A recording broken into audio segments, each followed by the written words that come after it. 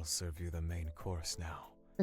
The sausage? Hello and welcome to Luke's Rotten Heart Cage. This is a Yandere dating sim where your investigation into Usodar town leads you to encounter 5 Yandere men. Last time we experienced Enoxes, so if you haven't seen that along with the common route in Dane's chapter 1, they are linked in the description box below. But this time we are going to be romancing Luke, and from what I can see, this man is a massive red flag, so let's get started. I'm actually pretty excited to go with Luke's route. I feel like because he's like the first one that I saw when I first saw this game a couple years ago. A case. Could it be the police found something new in the Heart Ripper investigation? I replied to Luke's message immediately. Is it about the Heart Ripper? Come and find out yourself.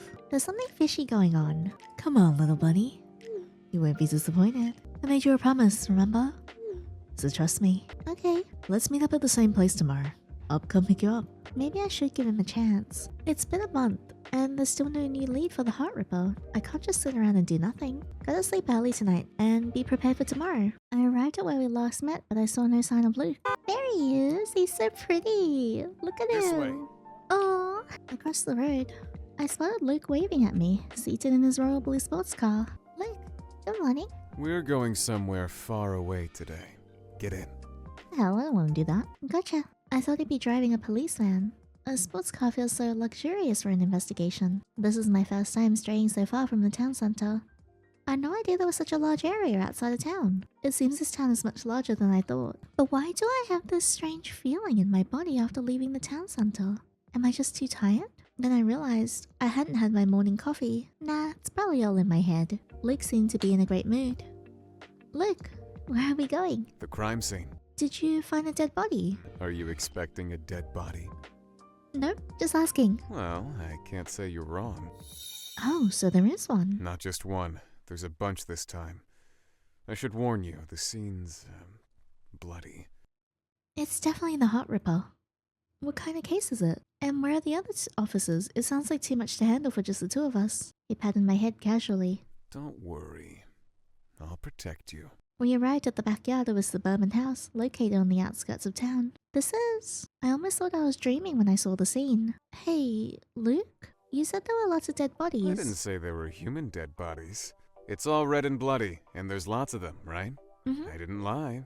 Not a single word. You're making fun of me again. I thought it was a serious case. It is. Lots of watermelons were sacrificed. What the heck does that have to do with the Heart Ripper? Who knows? Maybe the Heart Ripper stole the watermelons. Are you messing with me? This is so screwed up. Liar! This is no laughing matter, Luke. How about you take your tits and you go away? I'll quit laughing, you liar. Am I just a joke to you? Does my trust mean nothing to you?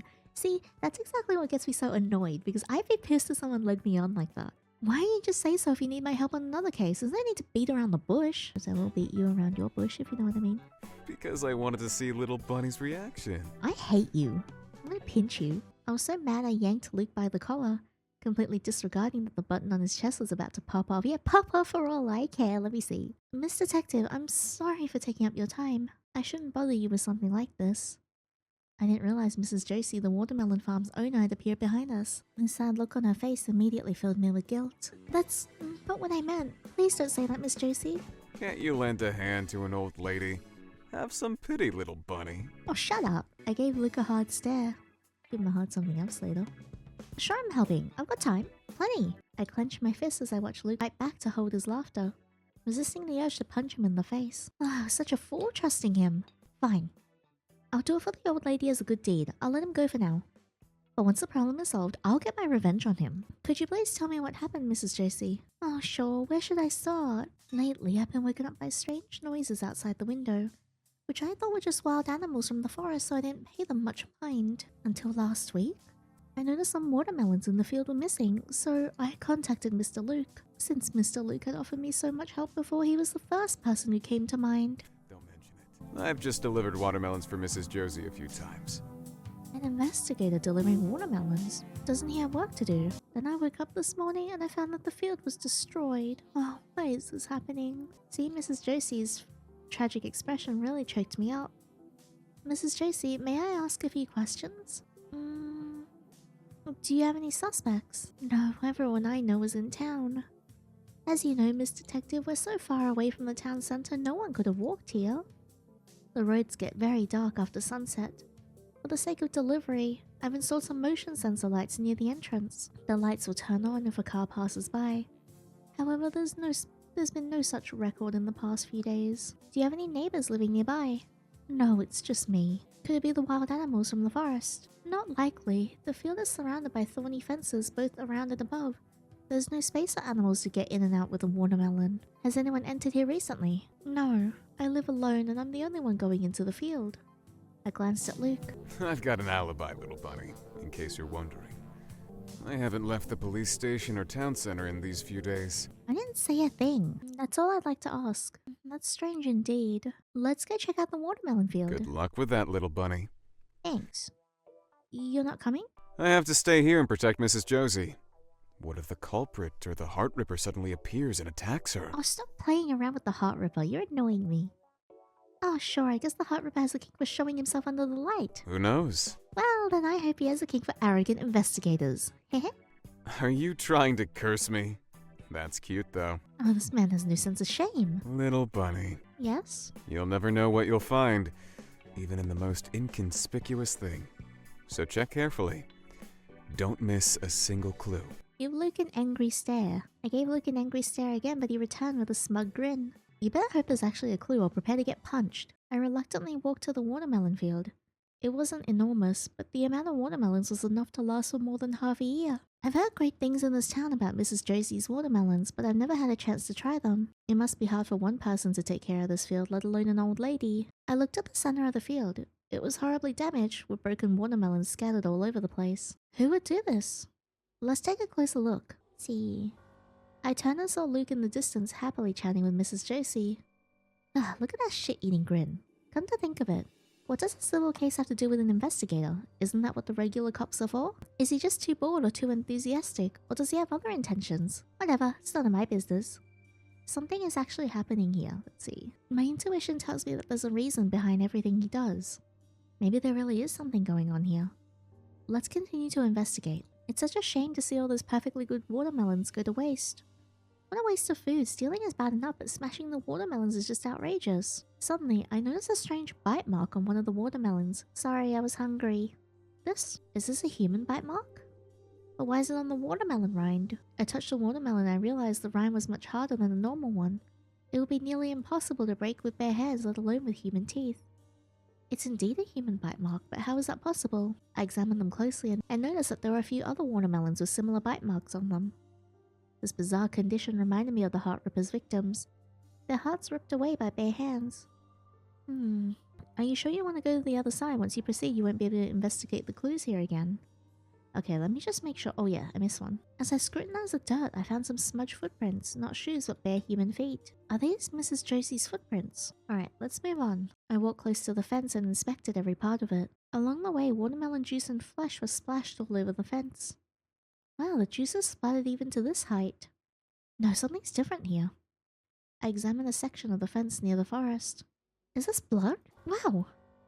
I gently touched the fence. Several panels just collapsed on their own, as though someone had busted them apart and patched them back up to make it look like nothing happened. The fallen fences revealed an entrance to the forest. Did the culprit escape this way? The glaring light of day could barely reach the depths of the forest. Its thick, gloomy, bottomless entrance stared at me. Beneath its shadowy canopy, an overwhelming dread emitted from within, but I had a feeling that something was waiting for me there. They were calling to me. Cautiously, I walked towards the forest. As soon as I stepped past the fence, a sudden crack of thunder split the sky, rumbling so loud it almost burst my eardrums. Whoa! Heavy rain poured from the sky, as thunder roared above. Before I could make any move, I was suddenly pulled into someone's embrace. You shouldn't go any further. Luke! He held an umbrella in one hand and cradled me in the other, shielding me from the pouring rain. Let's go inside. You won't find anything in this weather anyway. But the trace... His arms tightened as if trying to keep me from escaping. I can't let you catch a cold. I don't care about a cold. I'm investigating. Don't impede my work. Are you here to help or are you just going to be like, you know, a heavy set of balls that I've been chained to? Luke suddenly sounded very distant and stern. Okay. Luke Chapter 2. My apologies. This is all I was able to put together. Thank you, Mrs. Josie. You really shouldn't have. Mrs. Josie let Luke and me rest in her living room, where she had laid out some lavish desserts. You came all this way here just to help me. Please, make yourselves at home. But if you don't mind, I'd like to go take a rest. I'm a bit tired. Of course. Don't worry about us. We'll take care of ourselves. We'll continue our investigation once the rain stops. Don't worry about me. Make yourselves comfortable. If you feel like going back, you don't need to wake me, and just lock the door when you leave, okay? Mrs. Josie yawned as she left the living room. As soon as Mrs. Josie left the room, Luke plopped down right beside me. I feel like something bad is gonna happen. No. Maybe. He didn't lean closer, but his side lightly pressed against mine. Nope, I'm good. Thanks for the umbrella just now. Did you get wet? Maybe. Would you like to check for yourself? Would you like to shut up? Yes. How should I check it? By touching me with your hands, I guess. Ugh. You don't have to come that close. But you can come in other ways. Look at his face. It looks ridiculous. I raised my hands to keep him on a distance, but accidentally brushed against the top of his chest. Luke! Need I remind you that we are in Mrs. Josie's house? Little bunny. I didn't expect such a bold move from you. I didn't mean to. All right. Enough fun. Tell me, what did you find? Your nipples? That's a good change of subject. I told Luke my findings and all the details, so I think the culprit is not an ordinary human or a beast. Well, blood on the fence. I found blood on the fence, but the gap was far too narrow and sharp for any human or large animal to squeeze through. And that broken fence I just found, there's no way any wild animal could have fixed it. Only a human would have done that, but it would take at least a chainsaw to destroy that sturdy fence. And the sound of it would have definitely woken Mrs. Josie. Maybe Mrs. Josie was asleep and didn't hear it.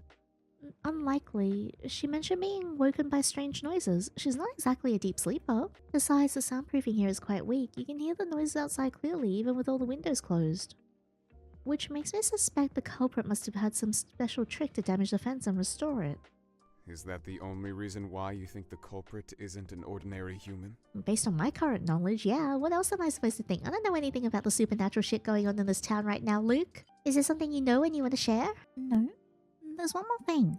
Bite marks on the watermelons. And a chunk of a human tooth that was dropped nearby. I'm pretty sure it's a human bite mark. A normal person wouldn't be able to bite through a melon rind like that. Well, that's a good point. Mrs. Josie's watermelons are harder than the usual ones on the market.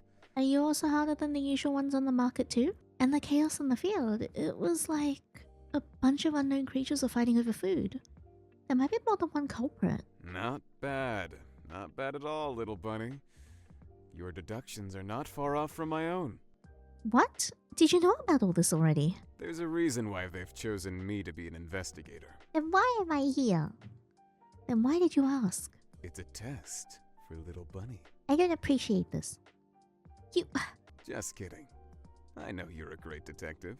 But sometimes you gotta see it for yourself and find the meanings behind things step by step.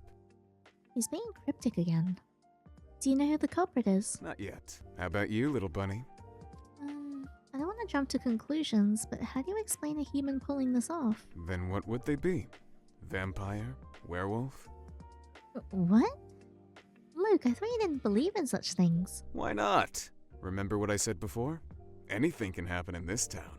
Just because you've never seen it doesn't mean it doesn't exist. No, that's true. Here's my last question for you, little bunny. Do you think the Heart Ripper is human? Yes. How could it not be? I won't deny the possibility, though. But I can't pin everything on the supernatural just because clues are missing. No matter what, I only believe what I see with my own eyes. Sure. You can't just make wild guesses. After all, this tracks back to what happened with your parents, doesn't it? Huh? Why did you do a background check on me? I'm sorry. I stumbled upon all of that when I was looking up some similar cases. You should be sorry. Your parents' case never closed. I know you feel the same. I guess that's the reason you're so interested in the Heart Ripper. Is that why you approached me? Would you be disappointed if I said yes? I don't know. But I meant every word I've said. I appreciate you as a detective.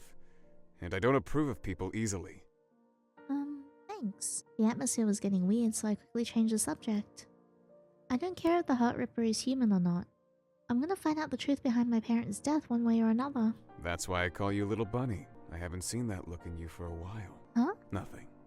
You should take a rest now. I looked out the window. The rain showed no sign of stopping. A few hours later... Open your mouth, Little Bunny. No, the rain has stopped. What are we doing here? Eating desserts, I guess. That's not what I said. Good, Bunny. You opened nice and wide. Yes, I can do that in more ways than one. Would you like to see? Oh, it's nice. Isn't it great? It's pudding Mrs. Josie makes from the watermelon she grows. Oh, wow, this is really delicious. Wait, I want watermelon jelly now. It's so much better than the ones I buy in the supermarket. I told you. Mrs. Josie grows the best watermelons. No wonder you like it so much. I never even thought there was such a side to you. You don't think I like watermelons? No, I thought you'd be distant and aloof, but you're actually quite friendly. You really want to help Mrs. Josie, don't you? Luke looked a bit surprised. What do you mean? Of course I do. It's just she's not the one I'm trying to help. I couldn't hear Luke's words as I was distracted by a sight from outside the window. Huh? Is that Mrs. Josie? What's she doing in the watermelon field? Luke, isn't it strange? She doesn't even have any shoes on. Something's wrong. Let's go check on her. Mrs. Josie.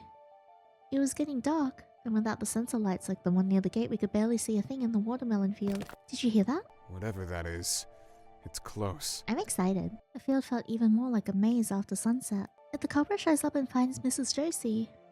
Luke, let's split up. I'll go left. We should stay together, little bunny. He grabbed my hand. Under the nightfall, only Luke's raven hair was slivered by the dim moonlight. I couldn't see his face in the dark, nor could I tell what was on his mind, but there was no time to hesitate. Don't worry, I can protect myself. I'll meet up with you later. I shook off Luke's hand and ran to the other side of the watermelon field. Mrs. Josie?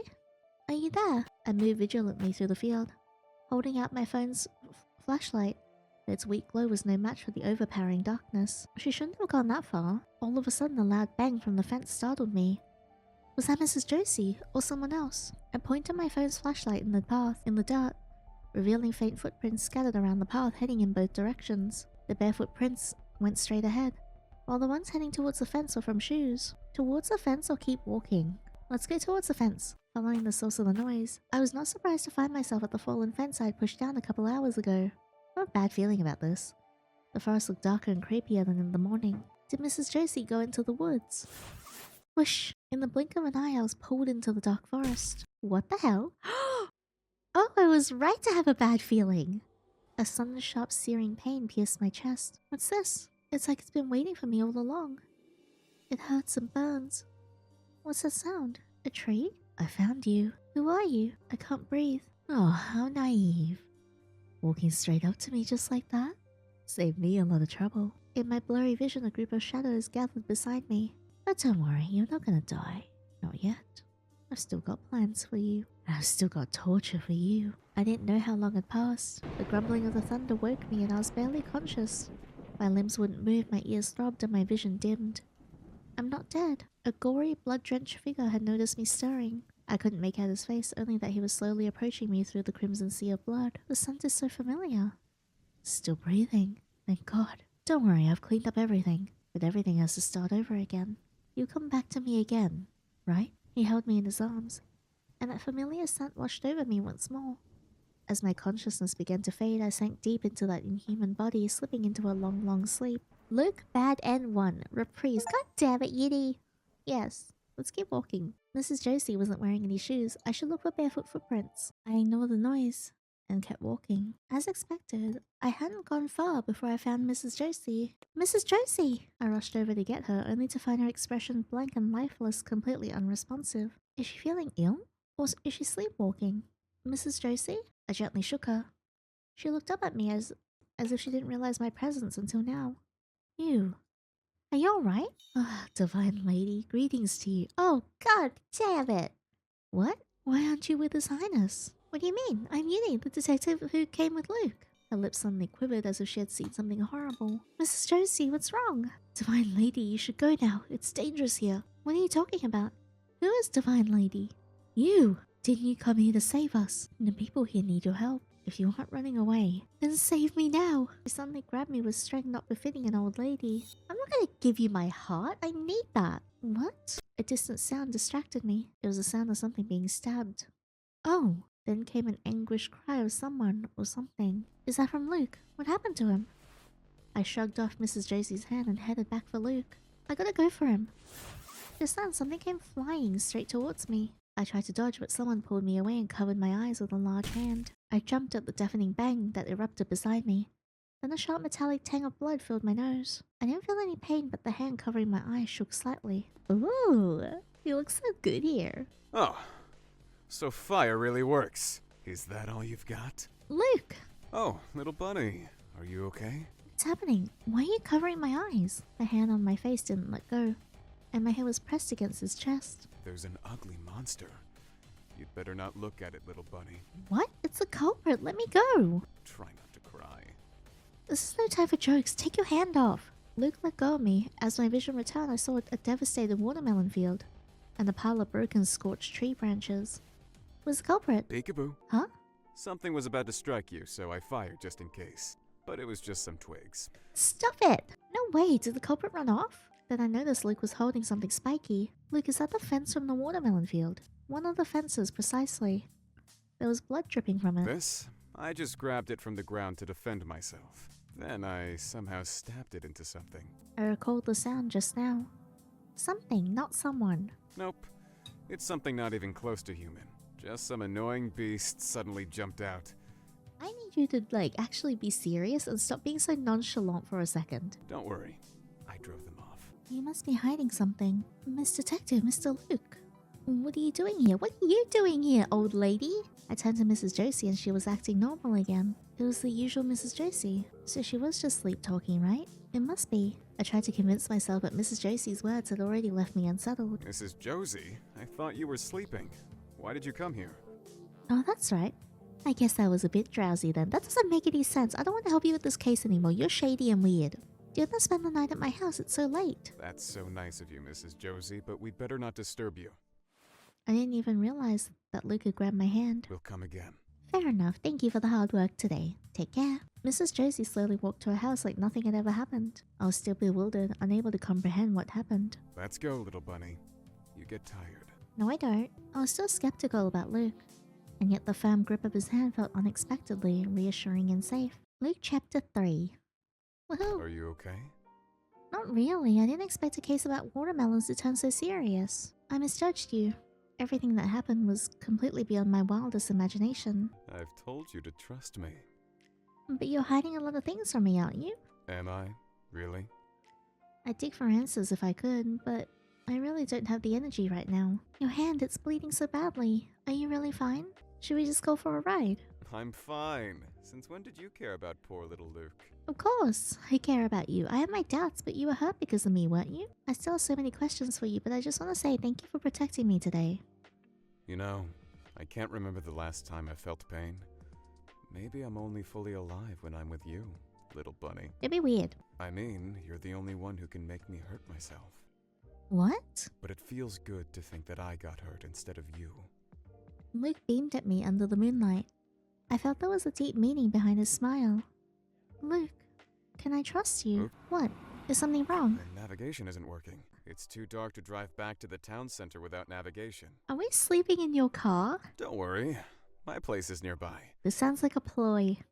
Now I'm worried. I have to get to my home. But how? You really want to walk from here? I... Little bunny, don't you want to repay me for protecting you? Of course I do. Then don't go back there tonight. Why not? What? What's the logic behind that? Stop the... I'm calling the police. Stop the car. Are you sure you want to spend a night in a place like this? Treasure your life, little bunny. I was gonna call a cab, but I couldn't find my phone. Where has it gone? Who knows? Maybe you've dropped it at Mrs. Josie's place. You'd better just come with me. I know you're up to something. I just don't want to leave you out here. And I need some help treating this deadly wound I received whilst protecting you. Deadly wound my behind. I knew he was taking advantage of my sense of guilt, but what could I say with all that blood on him? You'd better just come with me. I ended up going to Luke's house. It's just for tonight. If things go wrong, run. Little bunny, how long are you going to stand there? Come on, I won't bite. Seeing the bleeding wound on his arm wrapped in a handkerchief, I couldn't help but feel somewhat guilty. And that guilt is softened by my defenses. Do you live alone? Nope. I have the loveliest companion a man could ask for. Is she here? Sure. Luke pointed at me with a grin. My lovely companion. God damn it. I'll just sleep in the hallway. Suddenly there was a crashing sound coming from the living room. Oh, it's my little princess. Luke rushed to the center of the room. There I saw a wiggling furball in a big cage in the center. He held the bunny in his arms with a look I'd never seen on his face before. Tata! Daddy's home. Wow, I didn't know you had a pet. It's cute, right? Here, meet my little princess, Tata. Oh, it's so cute. I can tell you never let it go hungry. Hey, wait a minute. Tata's a little bunny, and Luke calls me a little bunny. Does that mean... Oh? Are you jealous? Do you want a hug from Daddy too? Don't call yourself that, you freak. Hell no. It's just... Why does a real bunny get a name and I don't? Luke gazed at me. It made me realize how childish my words were. Why am I comparing myself to a rabbit? You stupid ass. That was so cute, little bunny. I'm out of here. My face felt like it was on fire, and I turned away in embarrassment, heading straight for the door. But Luke immediately pulled me back. Don't go. He must have put Tata back in the cage at some point, as he was holding me tightly from behind. Let go of me! No dice. You promised me you would treat my wound. His hot breath brushed against my ear, a tingling sensation running down my spine while his arms tightened around me. His grasp is so tight, his arms won't budge an inch. Okay, just release me. All right. Just before he set me loose, he deliberately whispered my name into my ear. You, don't react. This was his plan from the start. Stop calling my name. Just keep calling me little bunny. I didn't know that you liked it so much. I didn't, but you're being annoying. One of these days I might just punch him in his smug face. Why don't you take a shower before applying the antiseptic? I don't feel like it. So I'll have to apply it later on, won't I? Yep. Jerk! I shrieked internally as I unwrapped the handkerchief on his arm. A gasp escaped me when I saw the bloody gash. Oh my god, Luke! You need to get to the hospital and get this sewn up.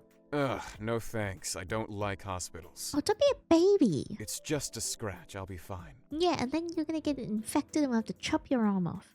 But... Your tender care will heal me up in no time. Now shut up. I'll stop joking around when you're hurt like this. Tell me, that thing that hurt you just now, is it far more than just some... It's far more than just some tree twigs, wasn't it? Does it have anything to do with that thing you were fighting when we were apart? Luke looked away, as if he was searching for an excuse. Don't lie to me. You might have covered my eyes, but I'm not stupid. Alright.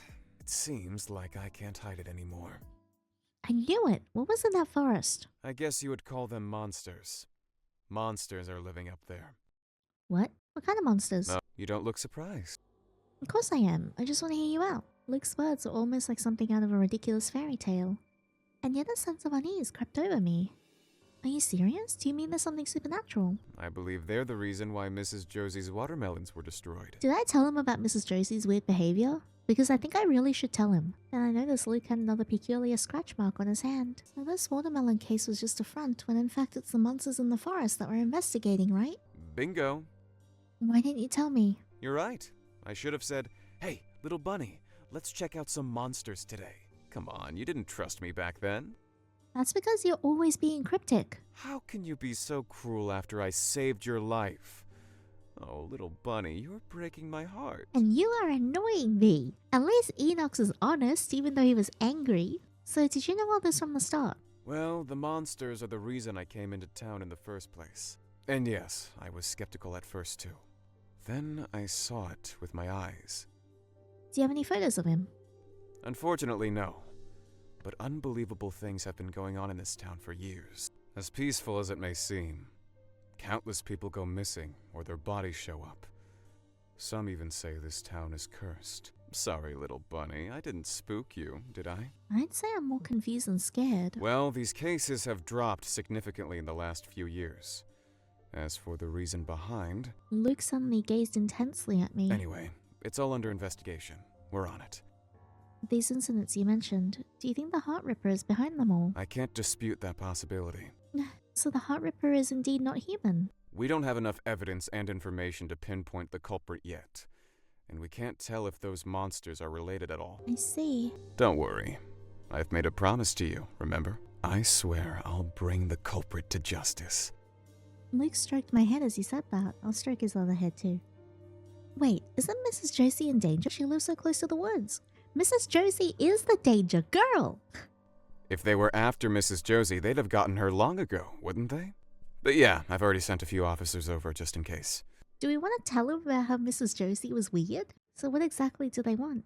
Was there something inside the watermelons? Maybe they're just hungry. What did they look like when you saw them in the woods? To be honest, I couldn't see clearly. It was too dark. That's a lie. If I had to describe them, I'd say there's something between beasts and humans. They don't look like friends anyway, so I've stopped them with the fence. I didn't expect there would be more of them, though. Did you kill them? Maybe. I didn't see them move afterwards. Why? Did they attack you? They were heading in your direction. How could I let such horrible creatures get close to you? You're way too reckless. What if you got yourself killed? I just want to protect you. Not in a way that risks your own life. Just imagine how guilty I would feel. Fine. I thought that'd make you fall in love with me. Yeah, fat chance. My hand jerked up and ended up pulling the bandage way too tight. Oh, little bunny, it hurts. Would you please stop teasing? I'm serious. Me too. You know I'm only doing this for you. Anyway, you don't have to protect me. I know how to defend myself. I've been trained to do so. I wouldn't have come here alone otherwise. If what you said is true, I'll figure out their weakness one way or another. No, little bunny. I'll be there to protect you. That's where I draw the line. Why? Because I'm the only one who can protect you. Because I'm a witness. I didn't say that. Then why? Because I made someone a promise.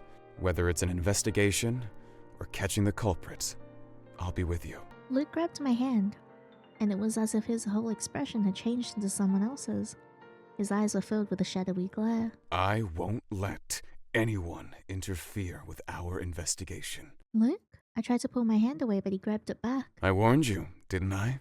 That I'd eat you up if you're naughty. Your ears are drooping, little bunny. You're messing with me again. All right. Let's discuss the investigation tomorrow. Now, get some rest. Luke released my hand and suddenly he was his usual self again. I'll do the wound myself. You should take a shower and get some sleep, little bunny. Don't order me around like that. I can carry you to the bathroom if you like. Again, Luke was emitting an aura that made me feel like I couldn't stand up to him. Why am I always going along with his will? Okay. I won't stop protecting you. That's set in stone. You'll always need me. The bathroom is on the left. I'll leave some clothes for you by the door. I wanted to ask why he had women's clothing, but I decided to keep my mouth shut. Wrapped in a towel, I stepped out of the shower and reached for the basket to get the clothes, and I almost slipped in shock. What is this? Little bunny, what's wrong? Luke's voice came through the door. Judging by his tone, he had obviously known what would happen. What's this clothing? I gripped the lingerie in my hands, resisting the urge to tear it to pieces. What's wrong? It doesn't fit? Gah, I was sure I got the right size. You're a weirdo. How'd you know my size? And why would you even get this in my size? You gotta make hay while the sun shines. Make hay my ass, you pervert! I'm not wearing this. Give me back my clothes. Oops, I've already put them into the laundry. Or do you want to wear wet clothes? You planned this from the beginning. I don't envy your situation. Surely you're not planning on sleeping in the bathroom. You'll catch a cold. Luke is so scummy. He's annoying me. I won't wear this even if you kill me. Luke chapter 4, 30 minutes later. Wow, it suits you perfectly. I hate you. Shut up. After half an hour resisting in the bathroom, I finally gave in to the cold air, very reluctantly. Just as he said, it fit me perfectly. It even fits perfectly. How does he know my size? Although the lingerie came with a thin blouse, it didn't cover much. So adorable. Stay away from me. I knew coming to your place would be a bad idea. All right. This is unprofessional.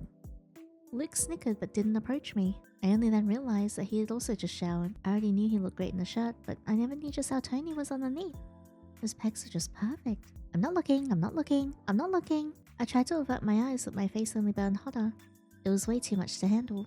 Get a grip. Sure, he's gorgeous with a devilishly fine physique, but he's still a pervert.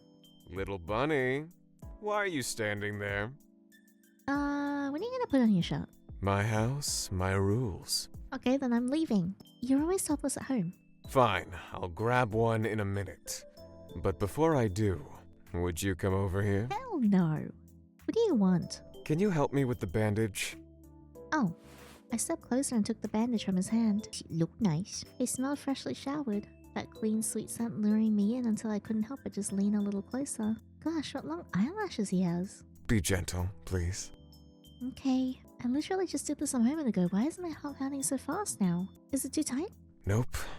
You've got a good technique. I didn't do anything special. Did you apply the antiseptic yourself? Yeah, I didn't want to bother you. You're tired, aren't you? Why have you stopped?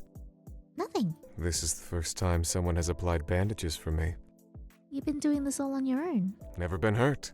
Not since I was a kid, anyway. Not once? How could that be? Spooky. isn't it? Luke suddenly pulled me closer, both of us nearly brushing against one another. Spooky that I might be an invulnerable monster. Nonsense, I'm not scared. Really? Then why is your heart racing? None of bees. The room was so quiet that it felt only like the echoes of our heartbeats could be heard. Just kidding. Hey, I was almost done with it. Here you go. Thanks. He's driving me crazy. I should sleep early tonight and leave first thing in the morning. Hey, where should I sleep? You can take the guest room on the left. My room's just next door. I don't mind you sleeping with me if you have nightmares. No. All right. I shut the door and dragged a chair against it, just in case some pervert wanted to sneak in. I don't think he'll try anything, but just in case. I lay on the bed exhausted, but couldn't stop thinking about Luke's words. What Luke said about the monsters in the town was engraved in my mind. If what he said was true, then there's a chance that the culprit in the last case hadn't been human at all. Was the one who took my parents' hearts also a monster? It's all very hard to swallow, yes, I'm sure it is. But why would it kill people? Why rip their hearts out? Was it for food? How did it choose its victims? Why were my parents targeted? Why didn't it kill me too? And why did it die right in front of my eyes? Was that really a monster all this time? So are the monsters here connected to it in any way? Are they working together? Or are they simply the same kind of creature? My thoughts wouldn't stop racing. Anxiety and fear flooded my mind as I once recalled the scene in the back alley, especially the moment when he called my name. I must not be afraid. I won't lose, and I won't let him get away whether he's human or not. Little bunny. Oh, Luke. How long has he been outside the door? I was just thinking maybe we'd better sleep together. Why? I immediately sat upright in bed. What? That's what you came here to say? To save you from overthinking. What do you mean? You're thinking about the case, aren't you? You should stop. It's not something I can control. Even if I did sleep together with you, I'd still be thinking about it. That's very thoughtful of you, but suddenly, a seething heat burst through my chest. Why is my chest suddenly burning hot again? Little bunny? It's more than just heat. My heart felt like it was gonna explode at any moment. Oh my god, here we are. We're gonna spelunk. I could see Luke's heavenly pillar. The world was spinning and I gasped for breath. My arms went limp and I lost my balance. I tumbled down from the bed, crashing to the floor with a thud. Little bunny, what happened? Luke, help me. Luke rushed in immediately, and the blocking chair was pushed away effortlessly as if it never existed. Hey! He lifted me and I crumpled into his arms. But the moment I laid eyes on him, a strange feeling surged through me without warning. Are you alright? It's not a fever. Could it be? Luke, kiss me. Gosh, what did I say? I hastily covered my mouth with both hands, but it was not enough to stop myself. Something within me was smothering my sanity. Sorry, I'm not. I want him. So badly. It was as if another voice lurked in my head, hypnotizing me. A hollow itch crept inside me, burning me with an empty longing. And I suddenly feel like I'm in heat. No way, I have to stay away from Luke. Yet my body leaned towards Luke on its own. And before I knew it, my lips were eagerly pressed against his. I must be what by him this instant? Wow! Or else I'll die. A strange feeling took over me, and all I could think about was wanting Luke and meeting him. Luke didn't push me away, and he just went with the rhythm. I didn't know that your condition had worsened. Whoa. Oh my god, I love the shot. It's so pretty. Oh wow, they're so distracting and so shiny. Luke hovered above me. There's no time for me to look for meds. Be patient. Wow, I just got spelunked into the 5th dimension. Jesus Christ. A boy stood amid the inferno, unbothered by the blazing heat, as though he couldn't feel any of it. Oh, he's a baby! Lying in flames are the bodies of his so-called family. People who shared a roof with him but never his life. Okay, oh no. He stared at the lifeless corpses with cold eyes, not a trace of emotion stirred, no anger, no sorrow, nothing. Such weak, foolish creatures. The one who spoke was the one who caused the inferno. To be exact, they weren't speaking but sending the voice directly into his mind. The boy raised his head and looked at the inhuman creature before him. No words in human language were enough to describe this existence. It slowly moved within the flames as if they were part of its body. Ah, thou canst gaze upon me. Intriguing. You're gonna kill me, right? There was no fear in the boy's eyes. Should thou not plead for thy life? Arrogant yet intriguing. Born as a lesser being yet defied to live as one. Shall we partake in a game? Luke's house. I realized I was wrapped up in someone's arms when I woke up. Whoa! Such big facts. Who is this? Luke! As I looked up and saw his handsome face, the memories of last night began to replay. Oh, I can't stay here any longer. I carefully removed Luke's heavy arm from me. Such strength. I can't believe I was under this yesterday. I can't stop thinking about it. Now go find your clothes and leave. As I was about to leave the room, I noticed my clothes hanging there neatly. They're dry already. Did you hang them there for me? I put them on swiftly with my heart in turmoil.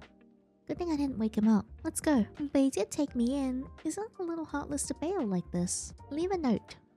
I hesitated for a moment, feeling like I should at least leave a note. I took a piece of paper from my belongings, wrote a simple thank you note, and left it on my living room table. That's it. I hope you won't mind. And I slowly walked away from Luke's house. After hearing the door close, Luke slowly got out of bed. He'd been awake the moment that she woke up. She didn't even know how loud she was. She's such a clumsy, cute bunny. I'd freak her out if I woke up. I'd love to see her little surprised face, though. Well, I shouldn't just let her go. But I've already left my mark on her anyway. No need to rush. There's still plenty of time to get her discipline. Hey, ew! Luke picked up the note Yandere left on the table. Another note. Adorable. Where should I pin this up? Another? Luckily, I managed to grab a cab near Luke's house. I made my way back to my place shortly. Finally! For some reason, I felt like I left for a long time. I feel a bit tired. Should I go back to my room and rest or have a coffee instead? Go back to my room. I should go back to my room and refresh my mind. Ugh, I buried myself under the blanket. My body was tired, but I didn't feel like sleeping. Once I closed my eyes, I recalled what happened last night. Every single moment. Oh, how should I face Luke? Why didn't he push me away? Why did he go along with this? Maybe we shouldn't meet again, it's too embarrassing. And then I'll lose the only lead I have in that case. And I still have some questions for him. I still need his help. There are some other clues we still need to discuss too. I should talk to him, but I need to find my phone first. The important information was on the memory card. I tried to relax, but my mind kept racing. No point in just lying in bed. I got up from the bed ready to head out again. First things first, I should get my phone back. I remember Miss Josie's house was right next to the police station. Maybe I can report it lost there. I hope I won't bump into Luke while I'm there. Usodar police station. This is the first time coming to this police station. It's huge! Unlike the ones in the city, this police station seemed quiet and deserted. I remember Luke had told me that the police here were pretty slack. Is it because it's too peaceful here? Or are they just unreliable? Whatever, here I go. I might as well check out the situation here. As I pushed open the door, people in the station fell into an abrupt silence. Hello? I'd like to report a lost item. The staff and the officers were giving me strange and awkward looks. No response. Is it just me? I feel like everyone's avoiding me. Excuse me. The receptionist even immediately picked up the phone and pretended to be on a call when our eyes met. Is there something wrong with me? Luke, did you do something?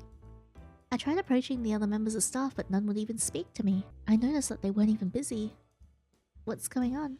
Why are they acting so strange? Am I really stuck asking Luke for help? I could try going by myself, but the problem is I don't know exactly where Miss Josie lives. Fine, I'll go to his desk and leave a note or something. Let's find Luke's desk. The notice board was full of missing persons poster, some of which have been there for quite some time. Some of these faces look familiar. I bet this one. The place is filled with boxes of watermelons. No need to ask, I know who these boxes belong to. I could picture Luke eating watermelon in the police station. Oh, the name on the store is Chief Officer Luke. I covered my mouth with my hands in shock. Didn't they say he's just a special investigator? How is he the chief here? Wait, then why did he specifically ask me to investigate with him? Why would he choose an obscure detective like me over his own subordinates? Oh, Miss Detective. Oh, you're so cute. Suddenly, I don't want Luke anymore. Behind me, a blonde man in a police uniform appeared. Oh, you're Mr. Tom. I can't believe you remember me. Just call me Tom. What brings you here this morning? I came to report a missing item. I lost my phone. But it seems no one's willing to help me. I was thinking of leaving a message for Luke. I see. Apologies, we don't usually get visitors, so everyone might be a little surprised. Why don't you leave it to me? The investigator's quite busy at the moment. Is that really okay? Yep, I'm free for now. Shall I come help you find your phone? Well, that's great. Now I won't have to see Luke. You two seem to be getting on well. Can I join? A familiar voice boomed in from behind. My heart skipped a beat. Luke! Hi there, little bunny. Hi! Why is he at work so early? Tom, I told the whole team that there are things you shouldn't do without my permission. Didn't I make myself clear? Sorry, I won't do it again. Hey, you can't make it so that he can't talk to me. Tom suddenly looked flustered, as if he had done something wrong. He was just trying to help me with my paperwork. Why didn't you come to me? I didn't know you were already at work. Right. Especially after what happened yesterday. Oh, shut up. By the way, did you sleep well last night? Well, I felt that we attracted the gaze of everyone in the police station. I'm sure that to them, it sounded like innocent small talk, but I knew exactly what Luke was alluding to. You looked like you slept well. I did too. Yeah, I'm sure you did. Shut up, Luke. Well, good for you. What does he want? Do you want to know why I slept so well? No, not here. I immediately pulled Luke into the back room and slammed the door behind us. I leaned against the door, my face burning as I glared at him. Luke seemed very pleased, a smug smirk spreading wide on his face. Oh, you want to be alone with me? Oh, shut up. I thought you hated me. You left in such a hurry this morning. You are awful. Did I do something wrong? No, not exactly. No, it's not like that. Then what? I'd love to hear. Take your time. Luke leaned against the table with his arms crossed, looking at me with a bright grin. But underneath that smile, I sensed something threatening. No, why am I so nervous? I should be annoyed that he's not taking this seriously. But is he joking or is he really angry? I just couldn't meet Luke's eyes, especially after last night. It was like a part of me had been somehow tamed by him. I'm sorry, I shouldn't have just laughed like that. He stood up, as if he was satisfied with the answer I gave. It's okay. I'm not mad. Luke pulled me into a chair, and only then did I finally dare to look up at him. It's reasonable for you to be on edge. After all, you lost control and had an intimate moment with someone you've only known for a short time. But you left saying nothing. Then walking in and seeing you talking to another guy, it pissed me off. Oh, sorry, I'm allowed to talk to people. I'm a possessive man. Okay, yeah, I can see that. I'm not your property. I realized I could no longer argue naturally with him like I used to. Is there anything wrong with your body? No? Sorry, I don't know why I suddenly... Maybe it's some illness. But Luke, why didn't you push me away? Shoved you off of me? And then what? You could have taken me to the hospital. And let someone there touch you? Oh my god. This is the whole situation with the, you know that whole meme that's just like, oh my god, Luke, you are the most jealous man I know. And it's like, you know other men? This is just that. Isn't that what you said? You said you would die unless you could have a person right in front of you. Did I really say that? Loud and clear. You really want me to hand you over to someone else in those circumstances? Not happening. I won't let anyone touch my little bunny. I am a grown woman, you don't really have much say in that. Again. He's making that face again. I said I'm not your property. But, thanks anyways. I don't remember clearly, but I did know I was suffering a lot, and it was only after you touched me that I finally felt some relief. If it happens again, we should try other ways, or maybe I'll be able to control myself. No, what next time? What am I saying? Alright, I'll be happy to help you. If you need it. Oh, right. You came to get this, didn't you? Luke handed me a clear bag with some scrap metal inside it. It's my phone, why do you have it? Well, I was planning to help you look for it at Mrs. Josie's place this morning, but it showed up on my way. Unfortunately, it was already broken like this when I found it. My phone! But the memory card seems fine. Maybe you can give it a try? You went back to help me find it. Yeah, you're a detective. It's important to you, isn't it? I didn't expect him to do that. You can use this one for now. I just got it. Luke handed me a brand new cell phone. I recognized it was the latest model on the market. I've installed a few essential apps for you so you can use it right away.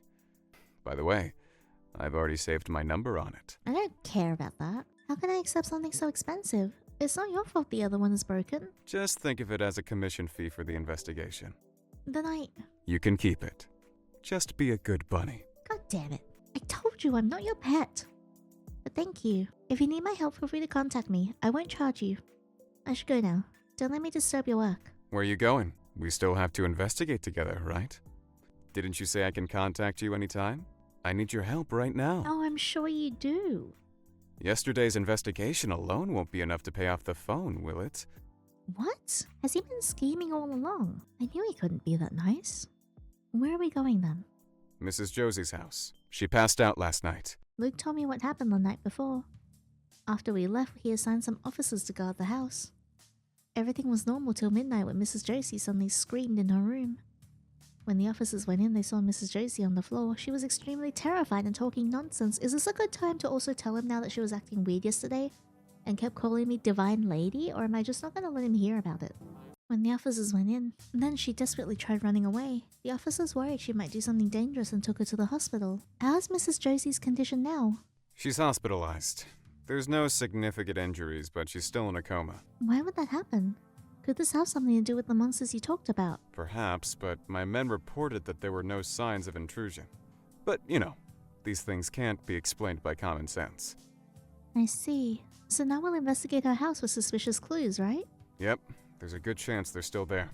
Yesterday, Mrs. Josie also said something strange to me. Strange? I told Luke what happened last night when I found Mrs. Josie. Oh, there we go, finally! So that's what happened. At first, I thought she was sleepwalking, but then she said something that caught my attention.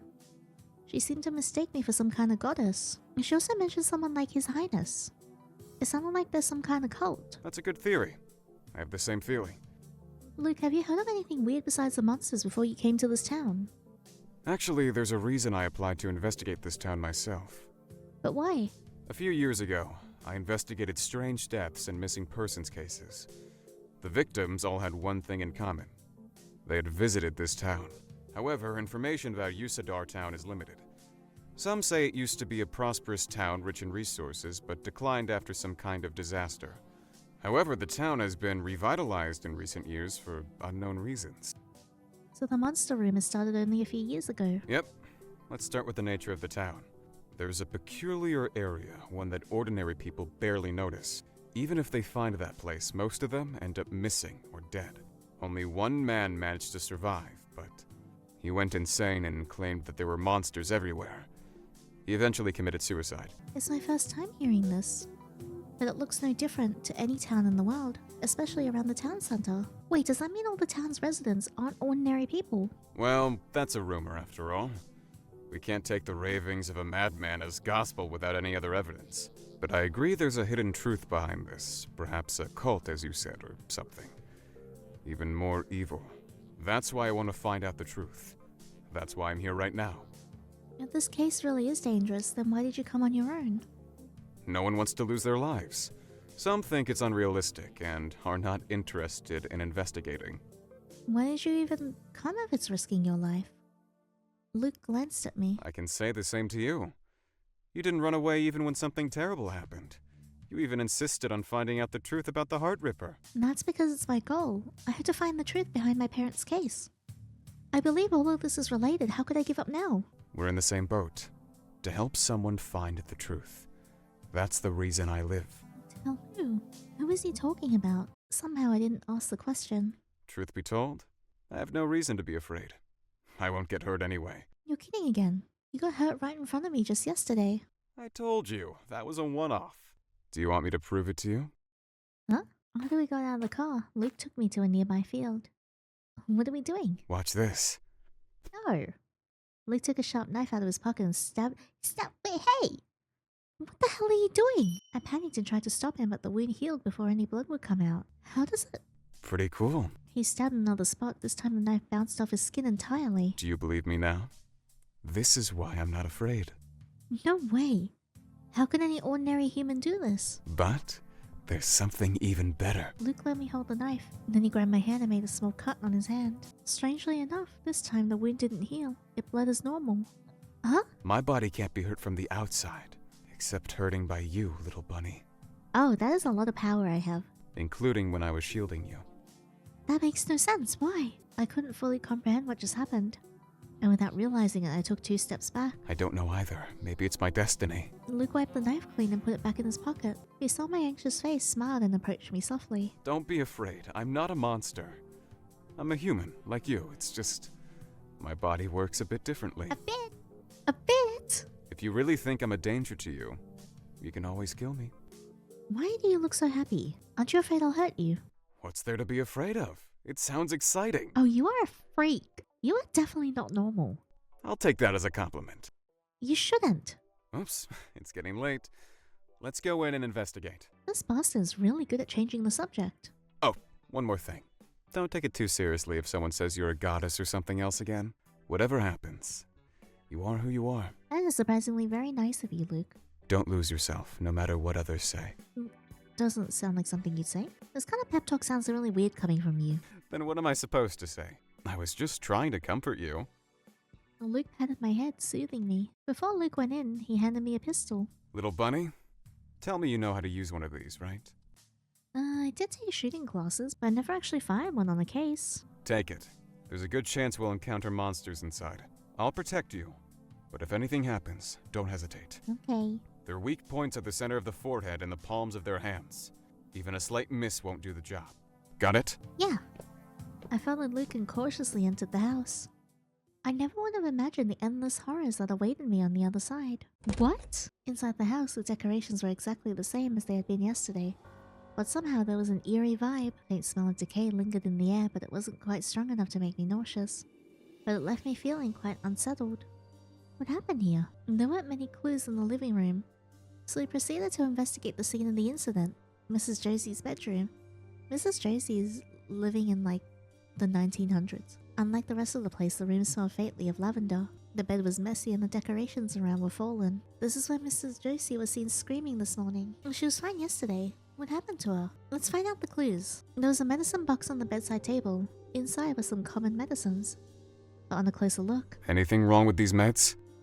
No, just everyday pills, but they're manufactured by a brand named Nayaf. I haven't seen this brand elsewhere, but I noticed that many people in the town use its medications. Maybe it's especially effective for the people here. That's Enox's. Nayaf sounds familiar. Where have I heard that name? A few exquisite dolls were placed on the cabinet. I never knew Mrs. Josie liked collecting dolls. Although their eyes are a bit creepy. Aside from the mess, there are a few scratches on the sheets. Claw marks. But Mrs. Josie is just a frail old lady. Could she have done this? But why would the monster scratch the sheets? It really doesn't make sense. Maybe someone absolutely bang-a-langed on the sheets. There's something shiny under the bed. I bent down and picked it up. It was a key. What's this key for? I'll hang on to it. It might come in handy later. Seems like there's nothing left to investigate here. Luke, I'm going to the room next door. Okay. The room next door was her study. In the center of the room, there were several monitors on the desk, each showing surveillance footage. So this is the security system she talked about. Wow, she's so professional. I checked the footage and sure enough, one of the cameras outside had caught Mrs. Josie in her room from afar. The footage matched exactly Luke's description. It showed Mrs. Josie suddenly jumping up on the bed, looking frightened as if she had seen something. But there was nothing in the room but herself. Or maybe there were blind spots the camera couldn't capture. This was the only footage that captured the situation inside the room. And the other footage didn't capture any intruders or anything unusual. Strange. Even if it was a monster, wouldn't there be some trace of them? And I also checked the footage from last night when they were still investigating. This happened when Luke and I split up after Mrs. Josie disappeared. Maybe the camera captured the monsters that Luke said. Oh, there's Luke. What are those wiggling shadows? I zoomed in and saw that a group of humanoid creatures had appeared before Luke. They didn't attack, they just approached him. Are those the monsters Luke mentioned? Didn't he say they were like beasts? Then Luke started attacking the shadows. He knocked them all down in a single swift movement. Something's wrong. Are those really monsters? And why does Luke seem to know where they'd appear from? Suddenly realized that I'd been placing too much faith in Luke's words. A sense of unease washed over me. Of course they could be monsters. But Luke was hiding something. What I don't understand is, why would Luke hide something from me when he's the one who wanted us to investigate together? Little bunny? What are you looking at? He's huge! Wow! Look at that! Luke suddenly appeared behind me, his large frame lightly pressed against me. I'm looking at last night's surveillance footage. Oh, did you find any useful clues? Not really, but... Luke, were the ones you killed in the forest really monsters? Sure they were. You don't think I'm lying, do you? But I just saw in the footage that they're all humanoids. Didn't you say they were beasts? Put it to me straight. You think I killed people? Luke put his hands on the table behind me, trapping me under him. That is not what I said. You're just dodging the question. I just want an explanation. There's nothing to explain. Those are monsters. Why'd you attack them? They weren't doing anything in the footage. Because they're after you. I'm trying to protect you. Stop using that as an excuse. Yeah, I agree. I wouldn't believe you until I see it for myself. Did someone come in? We had already seen the police withdraw before we came in. Then I heard some strange footsteps approaching the room. You got what you asked for, little bunny. I didn't ask for shit, but okay. Then Luke grabbed me by the waist and carried me into the closet. What are you... Shh! They're sensitive to sound. If you want to see what they look like, take a good look from here before going out. I better not get jump scared. I'm a coward. Why are you so sure that they're monsters? I can tell from their footsteps. I could barely move with Luke holding me tightly, and I quietly peeped through the gap in the closet. As the footsteps got closer, the room's door was slowly pushed open. I saw a pair of pale feet wobbling into the room. Although it was strange of them to walk barefoot, they were certainly human feet. I impatiently waited, still not believing that they were monsters. They looked around and seemed to be looking for something. Let me see their face. They finally turned around and I was shocked by their appearance. They looked human, but those empty eyes of theirs were nothing human at all. As if they were dead. If I were to describe it, they were like zombies, even worse than that. One wandered near the monitors and suddenly bit off the mouse that I had just used. Do you think these things are human now? No way! Hey, You said to shut up. Stay still. A few more are coming. Luke held me tight against his chest. Then the monster seemed to notice our movement. Little bunny, see the curtains there? We'll jump to the back of the curtains when I count to 1. What's your plan? Just kill them all. Get your gun ready. The game is afoot. 3, 2, 1. I successfully jumped to the other side with Luke. What happens if I don't dodge? We will find out later. Before I could react, he had already fired 3 shots at the monsters. Several monsters had already gathered in the room. Remember, their weak points are the center of their palms and between their eyes. Don't miss your shot. I got it. Suddenly a monster jumped at me. Between the eyes. I successfully hit the monster and it fell to the ground. There was another one rushing towards me. Hands? I successfully hit the monster and it fell to the ground. One more. Left eye. Head. Luke shot down all the monsters in no time. Wow, he's got it all under control. Are they all dead? It's not much fun. What? At that moment, another group of monsters appeared outside the door. There's more? Little bunny, I've got a great idea. You go stand in the middle, and when they all jump you, I'll kill them all at That once. sounds like a terrible idea. It's too risky. Don't worry, I won't let them lay a finger on you. But what if you get hurt when protecting me? That's what makes it fun. Wait. Just when the monsters were about to attack, Luke held me with one hand and shielded me from the attack. Blood was pouring out of him and the wound wasn't healing. Luke took the injuries that were meant for me. That's more like it. Okay, you weirdo. Is he laughing? Despite being injured, Luke seemed to be having fun. Luke stood up. Instead of killing the monsters like he did just now, he blocked the monsters' attacks in front of me while grappling with them. And when it was time, he shut them down. Good old bloodlust. It's been ages since I felt this alive. Luke laughed maniacally, blood dripping from his face. It was the first time I'd seen him like that. Why did he do that? He could have ended it quickly, but he let himself get bitten by the monsters and enjoyed the fight. I couldn't stand it, so I grabbed my pistol and tried to take down the monsters, but Luke grabbed my hand. Little bunny, don't. I haven't had enough fun yet. Are you crazy? You're bleeding badly. It's just a scratch. Why are you so nervous? Luke shook off my hand and went back to the fight. Soon, he'd defeated all the monsters. There was no sign of any other monster outside the room. I stood in the room staring at the bodies on the floor. I should have been thinking about what they were. However, he messed up my mind. Whew, that was exciting. Little bunny, are you alright? Luke, were you enjoying the fight just now? Yeah, don't you think that's exciting? No, I think that's freaking stupid and uncool. Yeah, that wasn't a game. You could have lost your life. But I didn't. Yeah, I don't give a shit about that. Just because you're superhuman doesn't mean that you can ignore risks. Like, injuries are still injuries, and it's better if you don't get them at all. I stared at Luke's battered body, feeling angry. You could have killed him easily. Why'd you have to get yourself hurt? That's the fun part when you have to fight for your life. No? That's why you should let me protect you. You are an idiot. I can take the pain for you and experience what it's like to bleed. It's really fun being with you, little bunny. For a moment, my heart felt empty. I'm mad. That was idiotic. Is that the reason why you protect me? For your excitement? Luke looked at me and thought for a moment. Maybe, but not really. But does that matter? As long as you stay by my side. Luke reached to brush my hair, but I avoided it. What's wrong? Are you scared? No, I'm pissed. That was stupid.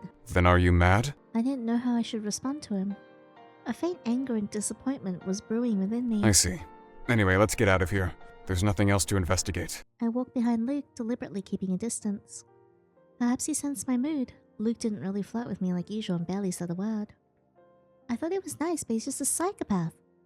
All that talk about catching the Heart Ripper and the promises, he just wanted to have fun killing monsters. I want to catch that Heart Ripper more than anyone else. Don't worry. I've made a promise to you, remember? I swear I'll bring the culprit to justice. Whatever, it's got nothing to do with me. It's just an excuse for him to seek excitement. I'm no better than him. I was just using him to get to the truth. Last night was nothing to him. But why am I so upset? Even if he dies, it's none of my concern. Suddenly I heard something cracking up on the ceiling. Why is that chandelier? Luke, watch out! I didn't think twice and rushed to push him away. The chandelier crashed heavily on the ground, glass shattering everywhere. Luckily, I pushed Luke away in time and neither of us were hurt. That was close. Why did it fall? Are you okay? I'm fine. Why did you do that? It's dangerous. What do you mean, why? It almost hit you. Luke shrugged his shoulders with an indifferent expression. It pissed me off. Why are you so mad? I wouldn't get hurt anyway. Yeah, you deserve that. I slapped Luke in the face. Enough! You psychopath who doesn't value your own life? All that talk about protecting me. You were just using me as a tool to have fun, weren't you? I never saw you as a tool. Yeah, well, you're a tool. Say whatever you want. I won't play your games anymore. I won't investigate with you either. What do you mean? You're leaving me? Yes. Luke grabbed my hand fiercely and stared into my eyes. Yes, I don't want to see you again. Why? You can't leave! You promised to stay with me!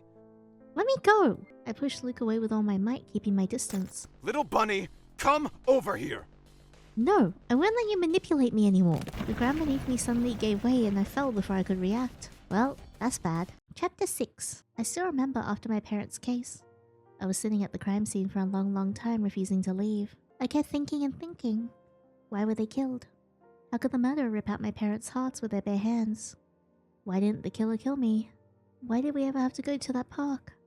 The overwhelming questions buried my memories of my parents. After that, hardly anyone believed the things I had seen. Hey Clark, why'd you bring that girl here? To get a statement? Nah, she talked some nonsense about a killer tearing out her parents' hearts with just his hands. Don't tell me you believe that. I do. Hey kid, wait here. I got some paperwork to work on, and I'll come back. At that time, Clark was the only one who trusted me. Oh wait, hey, what are you doing here? There was one more person. Smells like lavender. Oh no, where am I? I turned around and saw a pair of widened eyes.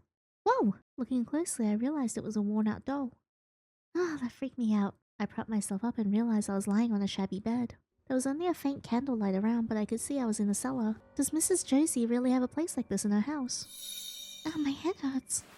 I touched my forehead and there was blood on my fingers. It seemed I was knocked out by the falling rubble when I fell.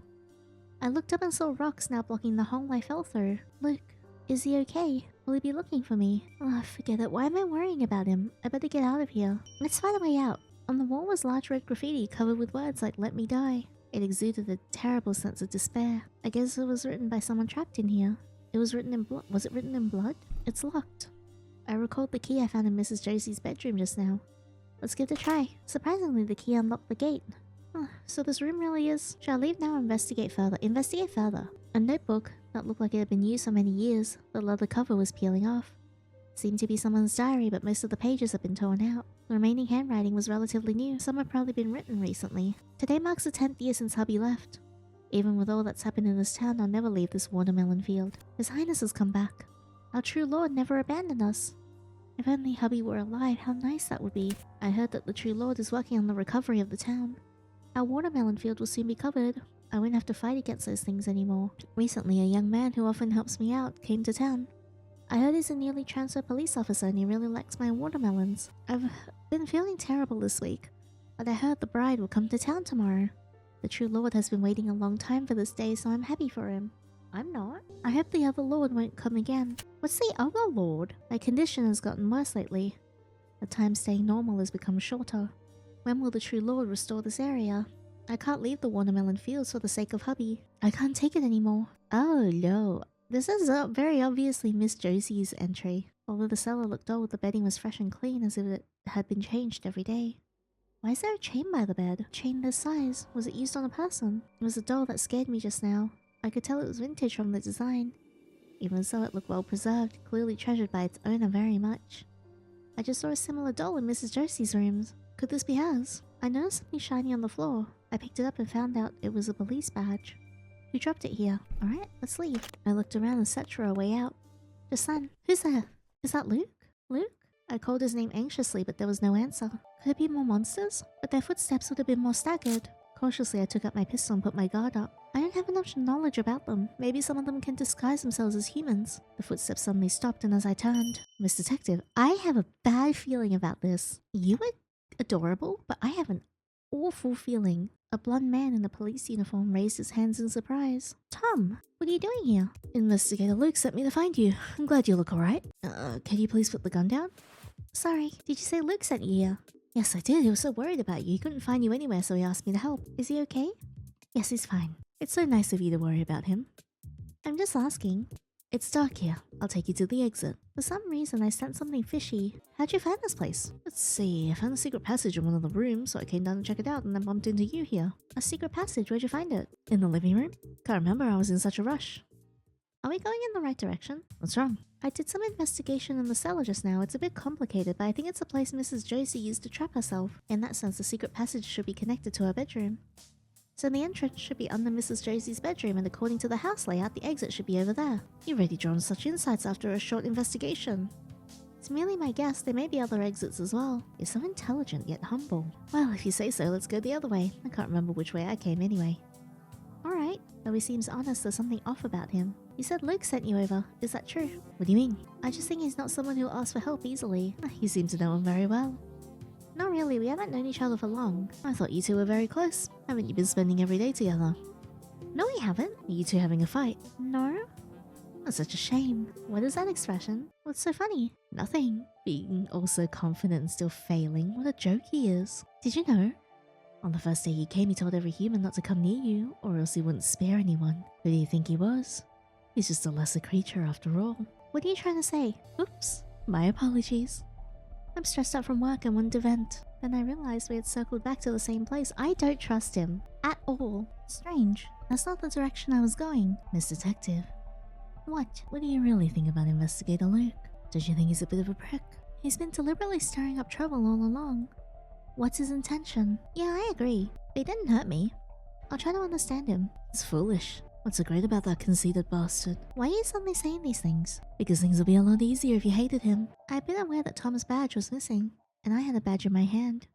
Tom, is this yours? You've been leading me in circles deliberately, haven't you? Obviously, you're familiar with this place. I can't understand why you keep saying bad things about Luke. Luke didn't send you here, did he? What do you want from me? Tom turned his back on me and was silent for a moment. You're smarter than I thought, woman. Hey! What the heck? I have a name! A low growl echoed from all sides of the cellar. I was immediately surrounded by humanoid monsters that came out of nowhere. I grabbed my pistol, ready to fight at any time. Who are you? It doesn't matter. You should worry about yourself first. Blame yourself for choosing the wrong person. The humanoid monsters leapt at me. It wasn't easy, but I knocked them all down. Damn, thank goodness I have experienced a real fight prior to just now. Otherwise I wouldn't have had the courage to fight them. Now he's the only one left. I tried to catch my breath and pointed my pistol at Tom, but he didn't seem surprised. You're tougher than I imagined. Don't come any closer. I pointed my pistol at Tom. As he stepped closer, his body began to transform. Even firing a warning shot didn't stop him. Oh, that's so cool. Hi, how you doing? Wood. Is he supposed to be that hot? Hey, how's it going? Do you come here often? So, I think I'm in love. God, he's so hot. I almost don't wanna change the dialogue. With the mutation, his skin grew pale, limbs became longer. Mouth was dripping with blood and his teeth became razor sharp. Wow. It was clear that he was much more dangerous than the others. I tried to keep my wits about me, but inside I was incredibly horrified. And hopefully later inside with Tom I'll be feeling something else. Just as I was about to shoot, a bunch of vines emerged from his back and tied me up. Is this a part of his body? Long appendages? Let go! I think I should be more scared. Why do so many lords want you? You're just a sacrifice. If you had chosen my lord, you wouldn't have to suffer. I don't know what you're talking about. Let go of me. Do you know who your parents used to work for? What? You know my parents? I heard you're searching for the truth about their deaths, which is why you followed that lesser creature. Give me your heart and I'll tell you. Wait, why does that sound familiar? Come on, give me your heart. I'm not interested in an unfair deal. If you really intended to tell me, you wouldn't be putting on an act. Just tell me what you're after. I was trying to be friendly. Now I've changed my mind. The vines wrapped around my body. And oh no! Then he brought his sharp claws to my legs. No! With all my strength, I kicked him between the legs. Ow! Ah, so it works on monsters too. Tom grabbed down in pain, veins popping out on his forehead in anger. Damn it. Don't think you can be so arrogant just because you're protected by him. I can do whatever I want here. The next moment, a big hole was blown in the ceiling of the cellar. Who's that? A familiar face jumped down from the hole. Luke! Luke's face was expressionless, a sniper rifle in his hand. He glanced at me, his angry expression grew even darker. Before Tom managed to say anything, Luke fired at him mercilessly. The vines wrapped around my body were loosened. No wonder you didn't take my warnings. So you're the undercover, Tom. You're just a lesser creature after all. Do you think ordinary bullets will work on me? Do you think I'd use ordinary bullets? Tom's wound on the shots began to visibly burn and rot. What is this fire? Did you sacrifice your own blood? Why aren't you dead yet? You're too talkative, you know. Luke reloaded another row of bullets and continued to fire relentlessly. Oh, damn it! Unlike now, Luke was not enjoying the fight. Instead, he seemed furious. Seeing the battle was at a disadvantage, Tom once again aimed at me. The vines grabbed my body again, and they were even tighter than before. Let go! I'm gonna kill you right now. Tom charged towards me with his sharp claws. Then Luke rushed to stand in front of me. He's gonna get hurt because of me. Don't come over here. It's the first time I've lost so much blood. Luke's forearm was covered in blood. Your arm's injured so badly, get away from me! Luke didn't respond, instead he shot the vines that bound me with his pistol. Stay there, and don't move. How dare you touch my things? Even hell's not enough for you. You're destined to be a loser since you whine like one. I'm not a thing. Hey! Luke grabbed Tom's head and fired. Tom was severely damaged and he collapsed on the ground. Let's see how long you can protect her. A lesser creature standing up to a god. She's your Achilles heel. Shut up, freak. Luke fired another shot, but Tom didn't move again. Is he dead? I was about to check, but Luke tightly wrapped me in his arms. The wound on his arm was bleeding badly, but he didn't seem to care. What are you doing? You're hurt. You need to get treated quickly. He didn't answer, but hugged me even tighter. What's wrong with him? It's so tight. I can't breathe. He finally loosened up, but he sealed my lips with his own before I could say anything. Unlike last night, the kiss was rough and aggressive. I'm losing my breath, but it's so good. I can't take it anymore. My mind is going blank. I don't know how long the kiss lasted. When we parted, our saliva was still lingering between our lips. Only then did I get a good look at Luke's face. Mixed with anger and worry, it was not his usual expression. Luke. If I were a second late, that monster would have gotten you. No. You're driving me crazy. Why didn't you grab my hand before you fell? Do you really want to leave me? Is that why you didn't listen to me? What the hell? Hey, don't yell at me. Why are you asking this now? So you aren't gonna answer. You really pissed me off, you know. Wait, no way, that again? Handing in my heart made me lean on Luke. Luke, it's coming again, stay away from me. Well, that's perfect. Luke carried me over to the— Whoa! Oh, hard that you can't live without me. You can't say that lie with that face. His face is very pretty. You're not getting away from me. You're so lovely, my little bunny. Damn, Luke. Luke chapter 7. Ever since I could remember, there was nothing I couldn't do.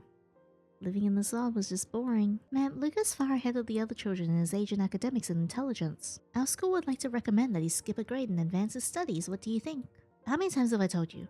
He's a son of a whore. He's not my child. Stop asking about him. Wait, ma'am, no matter what, you shouldn't say that in front of the child. Enough. Just tell me about Jack's grades. Jack's grades are enough to pass this year's class, but next year... Damn it! The woman slammed the door and stared angrily at Luke when they left the classroom. I'm warning you, don't mention your grades in front of your grandfather. He just got promoted to the police director. I don't want anything to upset him. You're afraid that Grandpa would choose me over your son for the inheritance, right? Don't worry, I won't say anything. I don't care about the inheritance. How dare you talk to me like that? Disgusting, you don't act like a child at all. I should have traded. No, you should have just disappeared. I never understood the point of living. I seem to have everything one could ever want. Yet at the same time, I had nothing. Until that accident, I met the meaning of my life. A girl whose heart I could see. After that day, Luke brought me back to his house. He trapped me in his room and wouldn't let me leave. Why won't you let me go home? Because you're not allowed to leave me. And someone's coveting you there. How can I let you go back? Coveting? Do you mean Dane? No way! Don't mention other men's names in front of me. Again, with the whole, you know other men? I'll get very, very jealous. Yes, I am aware. The look on Luke's face doesn't seem like he's joking. He's been acting strange ever since the Tom incident. Listen, I'm grateful that you saved my life, but you have no right to trap me here. It's too late. You chose me, and I marked you. You've experienced a heart attack even more than once. If it weren't for me, you'd have died from a heart explosion. Heart explosion? Poor bunny. You don't even know there's a ticking time bomb in you.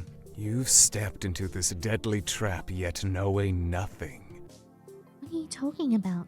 Well, it's complicated to explain in detail.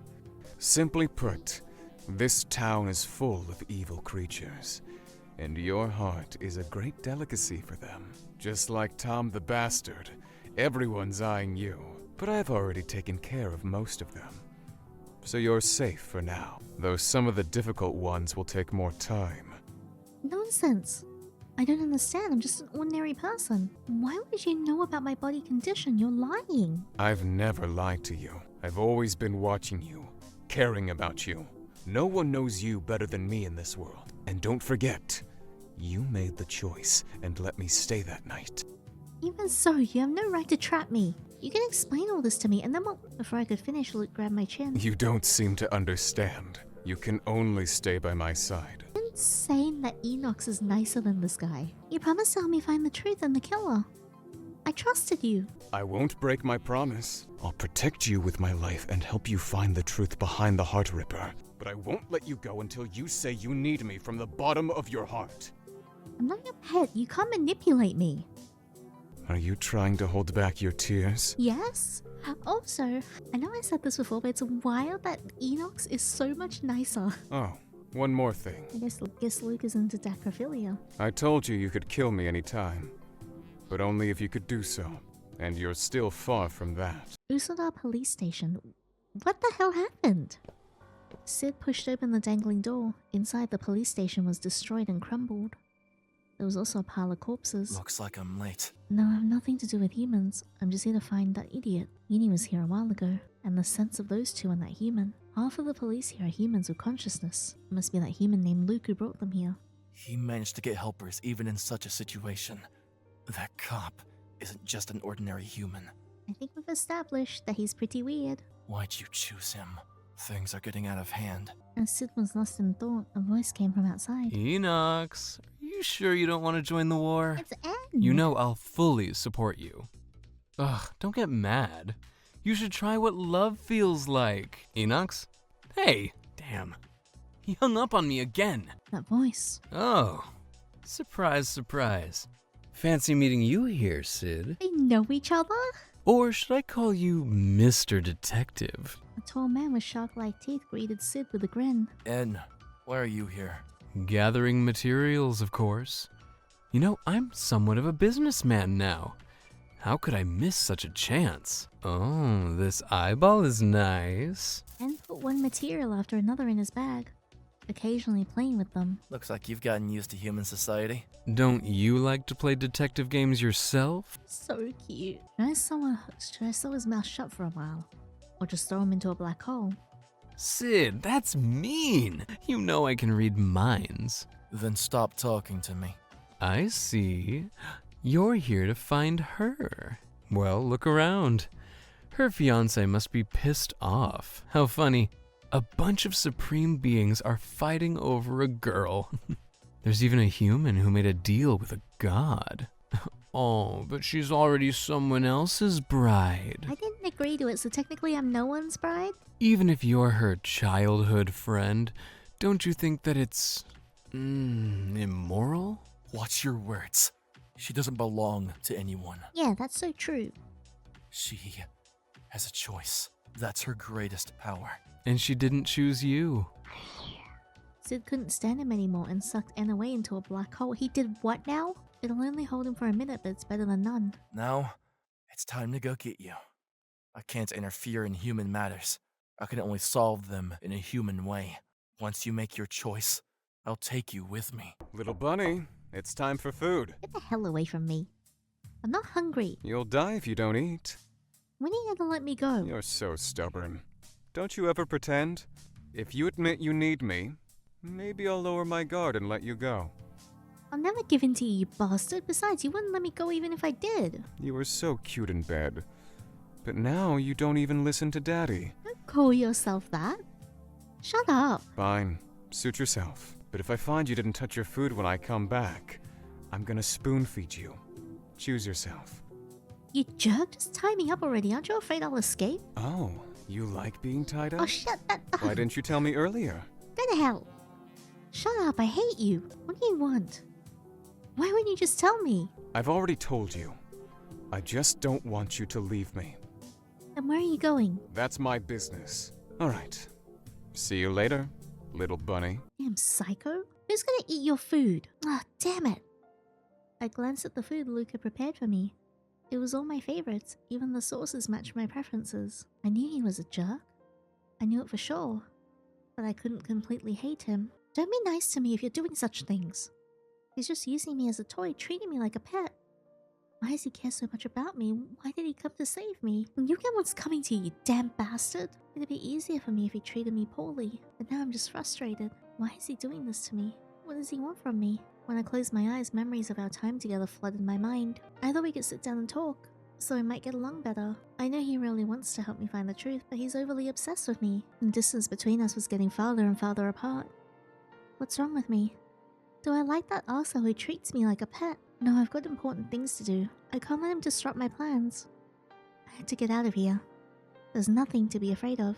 Let's find a way out. The window. I turned over the carpet, but there was nothing underneath. I turned over the pillows and sheets and even looked under the bed, but I found nothing. The window was also locked. It seemed to be made of a special glass that couldn't be broken easily.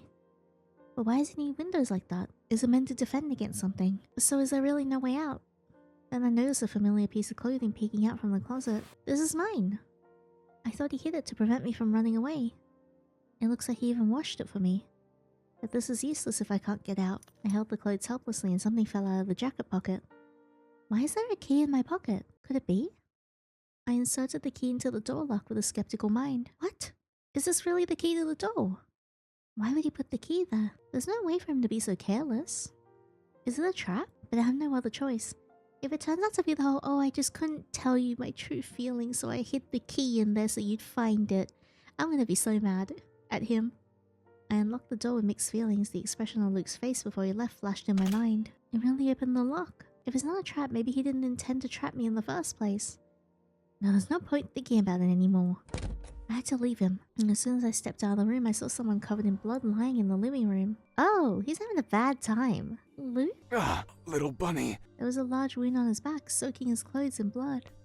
What happened? You were fine this morning. It's a lot worse than the wound Tom gave last time. Ah, it hurts. Luke's face was terribly pale. Didn't you say you wouldn't get hurt? What's wrong? Little bunny, are you worried about me? Oh, shut up, you loser. I'm so happy. I thought you'd end me here. You're saying that again. Do you really care so little about your own life? I won't be mad even if you run now. So go, while you can, and you can get back to where you should be. What? I'm gonna stay. No, I can't leave like this. I can't bear to see him suffer. I'll take you to the hospital before I leave. What hospital? It's a dead end. Stop saying things like that. Luke's hands were ice cold and I shivered in panic. He's really dying. You're so stupid. You should leave. Stop talking. I'm calling an ambulance right now. Just as I was about to press the number. Kill him. Who's speaking? Kill him. This is your chance. To be exact, the voice came directly into my head. Dane, if it's you, I'm gonna have to ask you to piss off. It wasn't in any human language, but I understood its meaning. I tried to ignore the voice and continued dialing, but my body was driven by an unknown force and I picked up a nearby knife. I can't control my hands. Kill him. If you can't accept him, kill him. Stop. Shut up. He's had ulterior motives from the start. You're just dancing on his palms. The hand holding the knife drew closer and closer to Luke as I struggled against the force with all my might. Yet the more I resisted, the more a burning pain spread through my body. I can't let myself be controlled by this power. This weak, lesser being doesn't deserve your affection. Let him be my vessel. You're the one who can kill him. Kill him and return to where you belong. No, I can't do this. Kill him. Oh, shut up, Dane. If I'm gonna teach him a lesson, I'm gonna do it with my own will. I don't care who you are. Get out of my body. Just as the knife was about to pierce Luke, I mustered all my strength to stop my hand. At that moment, the voice and the unknown force suddenly disappeared, as it finally stopped. What the hell was that voice? Be my vessel. It's as if something is lodging in Luke's body. Just as the knife was about to pierce him, I mustered all my strength.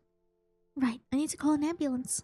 Just then, the wounds on Luke's back slowly healed before my eyes, leaving only the holes in his clothes. What's going on? They suddenly healed. Could it be the one who made that sound just now? Instead, his body temperature was rising. Luke was running a high fever. Little bunny. Luke? Even though I was barely conscious, he held my hand tightly. Don't leave me. I need you. In that moment, I realized I could never leave him. Sure I can. Luke chapter 8. It's so dark. Where am I? Right. Fell into that guy's trap and got hurt as expected from a superior being. Oh, now I really feel like dying. Am I gonna become that guy's vessel? Whatever. This body has no meaning without little bunny by my side. Did little bunny run away? Probably. She must hate me for treating her like that. I do! So when you wake up, you should really apologize and actually start treating me better, because that was fucked up. She never trusts me anyway. Can't blame her though, I always made her angry. What went wrong? I just wanted to keep her by my side. If I die, those bastard gods will take her back. She chose me. I finally got a chance. I need to fulfill my promise to her. I still want to be with her. After a long time, Luke slowly opened his eyes. Oh, you're awake. Little bunny? Let's see. I placed a thermometer on Luke's forehead. His temperature had finally returned to normal. The fever's gone. I almost thought you were dead. Why are you still here? What? Why didn't you kill me or run away? You're really a psycho. Ah, it hurts. I pinched Luke's cheek hard.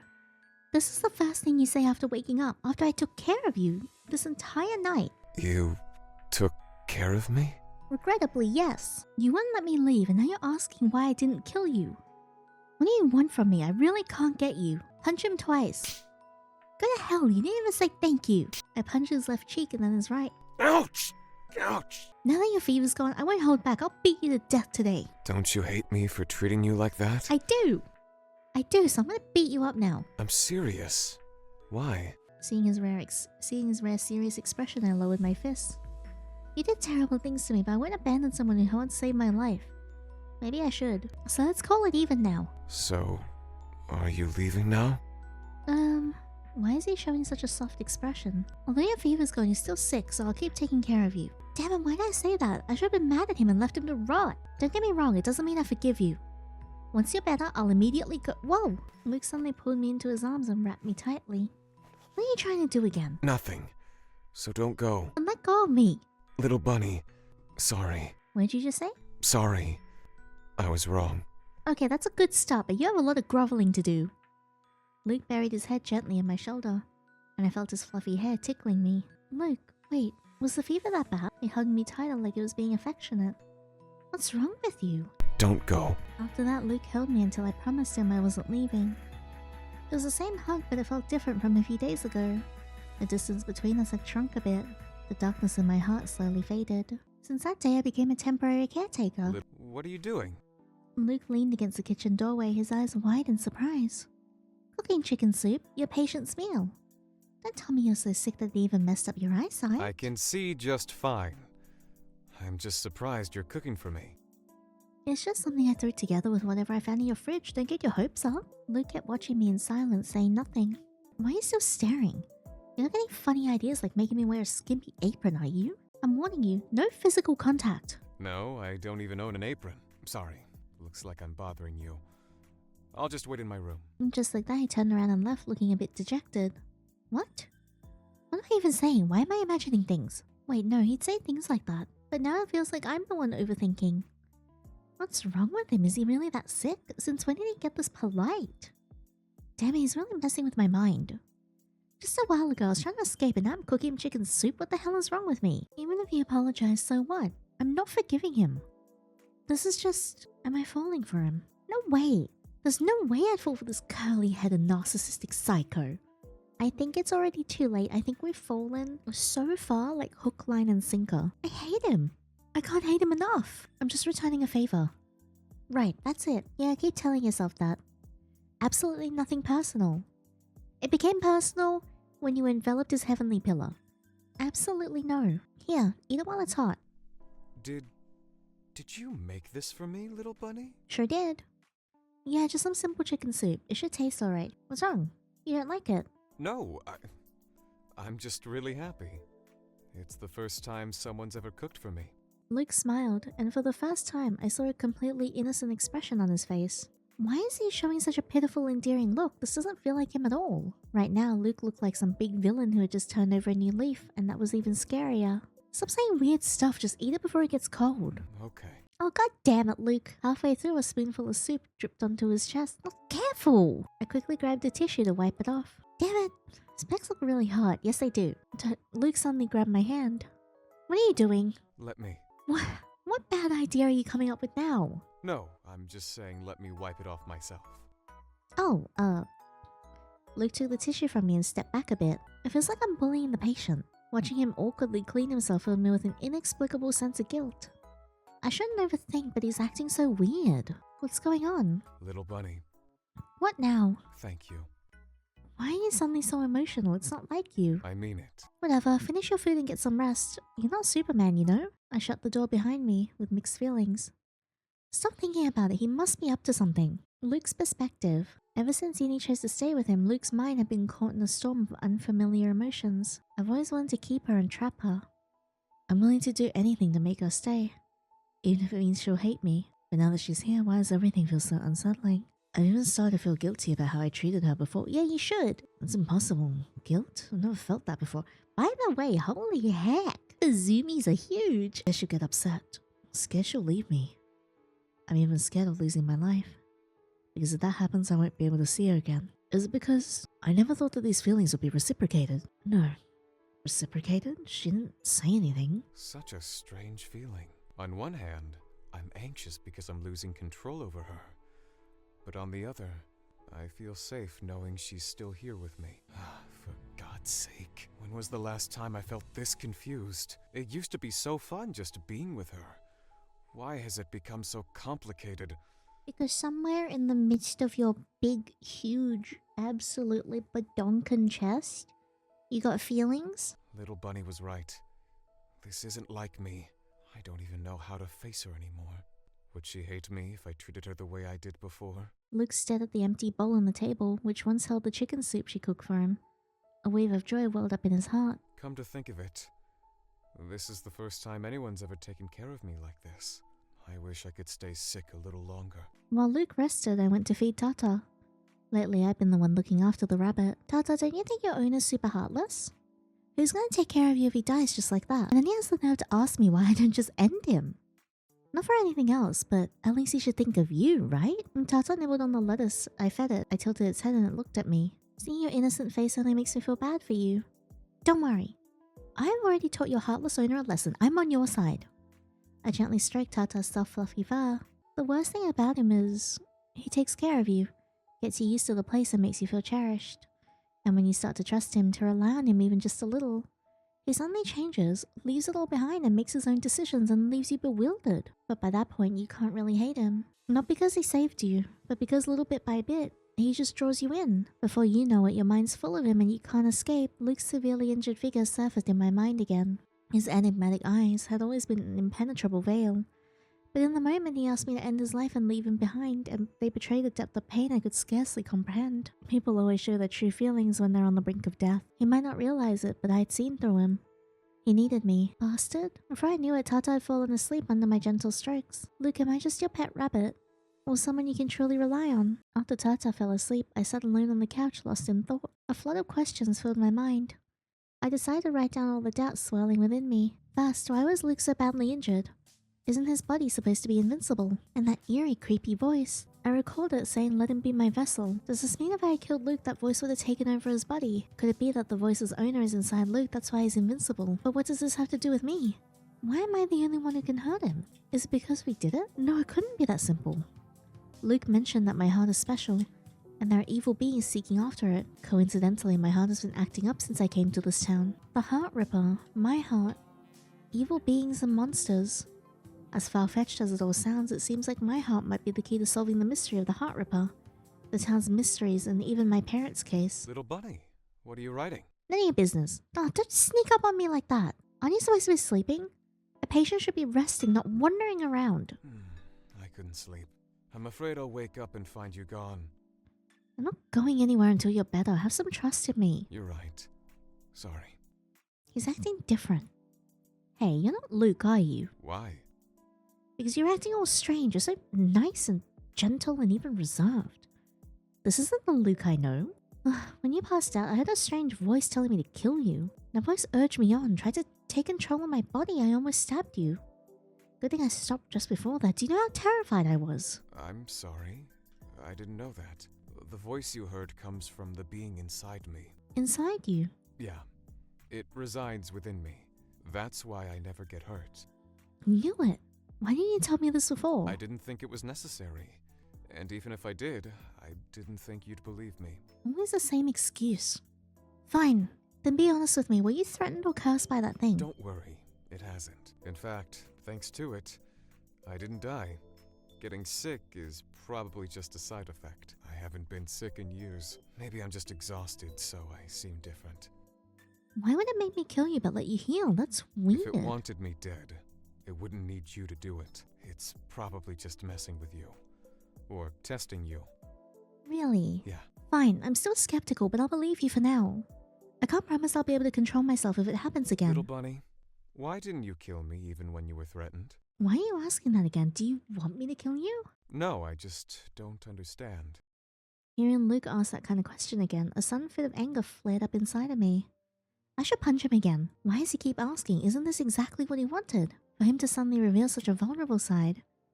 Is this a calculated move, or is he finally willing to open up to me? I'm not telling him so easily. To see you suffer. Maybe I just wanted to see you suffer. After all the awful things you've done to me, I won't let you off so easily. Seeing you like this might make me feel better. I see.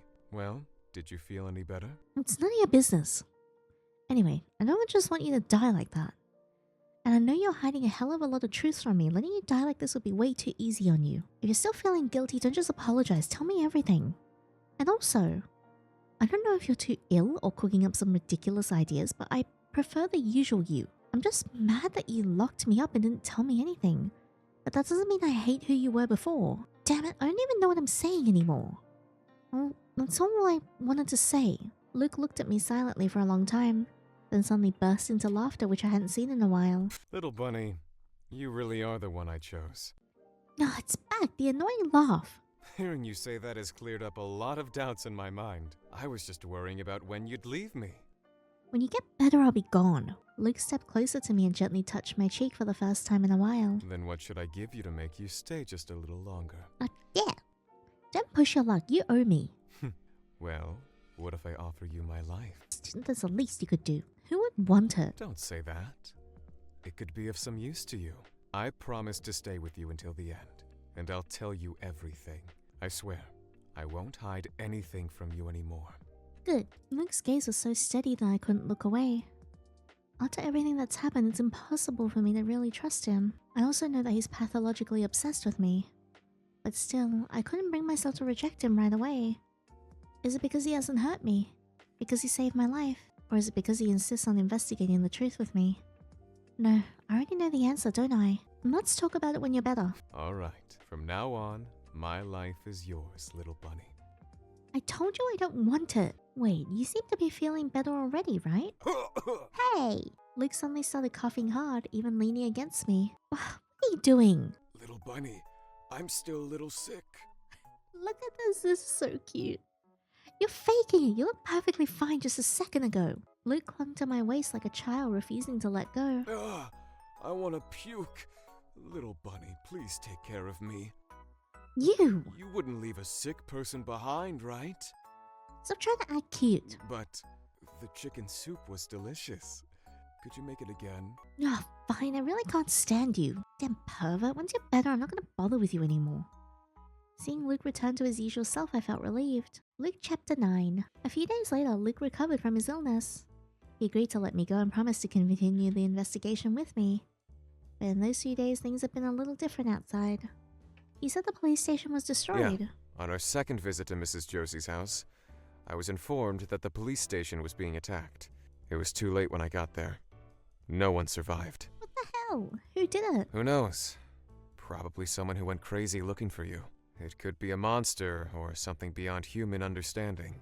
Anyway, there's no doubt that he's after us. Was that how you got that wound? You could say so. He played some tricks to hurt me, but I managed to drive him away. So we can still investigate within a limited area. I had a valid reason for keeping you with me, little bunny. If I had just let you go, who knows what would have happened. I squinted at Luke. Don't just think you can justify your actions with that. You could have just told me. But since I said we call it even, I won't hold a grudge. But I warn you, don't hide anything from me ever again. And don't you dare throw your life away so recklessly. I don't know why your wound suddenly healed, but no one can guarantee that you'll be so lucky next time. Because I don't want to see you hurt. It makes me sad. Really? No one's happy to see someone else get hurt. At least I don't. All right. I'll be careful. By the way, I got something for you. Is it more lingerie again? Luke placed a suspicious pill bottle in front of me. What's this? It's medicine to relieve your heart-induced heat. I've worked so hard to get it, so you won't have to do that with me even if you have a seizure. What? Why are you suddenly giving me suspicious stuff? It's your choice whether to take it or not. I'm just giving you another option. So from now on, I don't need to do that with Luke. No, what am I thinking? Why do I feel a sense of loss? Besides, I can't tell if this really works or not. Maybe it's just messing with me again. Before that, are you going to explain why the people here need my heart and what you meant by mocking me? Your heart can turn those monsters back into humans, but I don't know exactly how it works. Maybe some conditions need to be met for it to work. One of them leaked it when I intimidated them, Someone behind must have spread this and made them target you, so you're in a dangerous place. No way. Come to think of it, Mrs. Josie and Tom mentioned something about my heart. Luke had no reason to lie about this. Is my heart the only one they want? Is that why the victims had their hearts ripped out? No, it's not the same. Those victims died instantly. If that were the case, Tom would have killed you long ago. There must be other reasons why their hearts were taken. That's why we can't identify the heart ripper. The consistent behavior suggests the culprit is not a single person, and someone is behind the curtain. And that's who we're looking for. Maybe it's related to your parents' case as well. I never thought my heart would be connected to all this. Alright then, what about markings? A mark is formed when you're intimate with someone while your heart is out of control.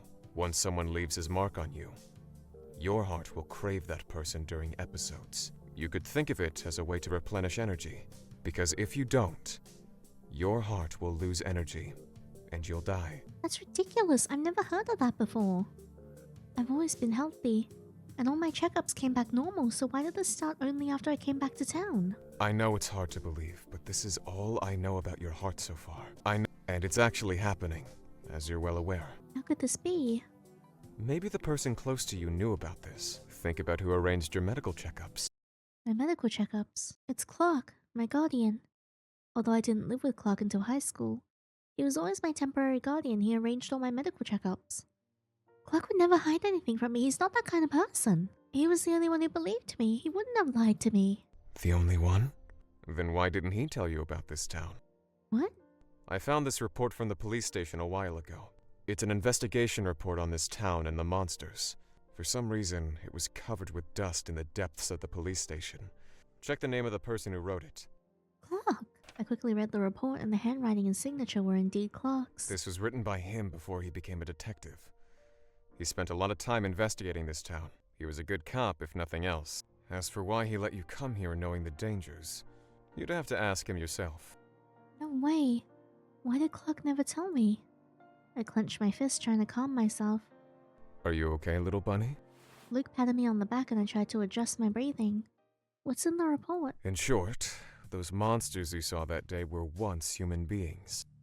So it's true. As I told you before, a major disaster once struck this town. Because of that, most people turned into heartless monsters, while some of them still retained their sanity. But their time staying sane will diminish as the days go by, unless they're controlled by some supreme beings. To conclude, this town is extremely dangerous, and no normal people can survive here. Monsters retaining their sanity like Mrs. Josie. Oh? I found a diary in the dungeon. I don't know what you meant by supreme beings, but her diary did mention someone as the true lord. According to what she wrote, it's a monster. No, it's someone worshipped by the people here, right? Yep, something far beyond monsters. Something that can even control them, like a god.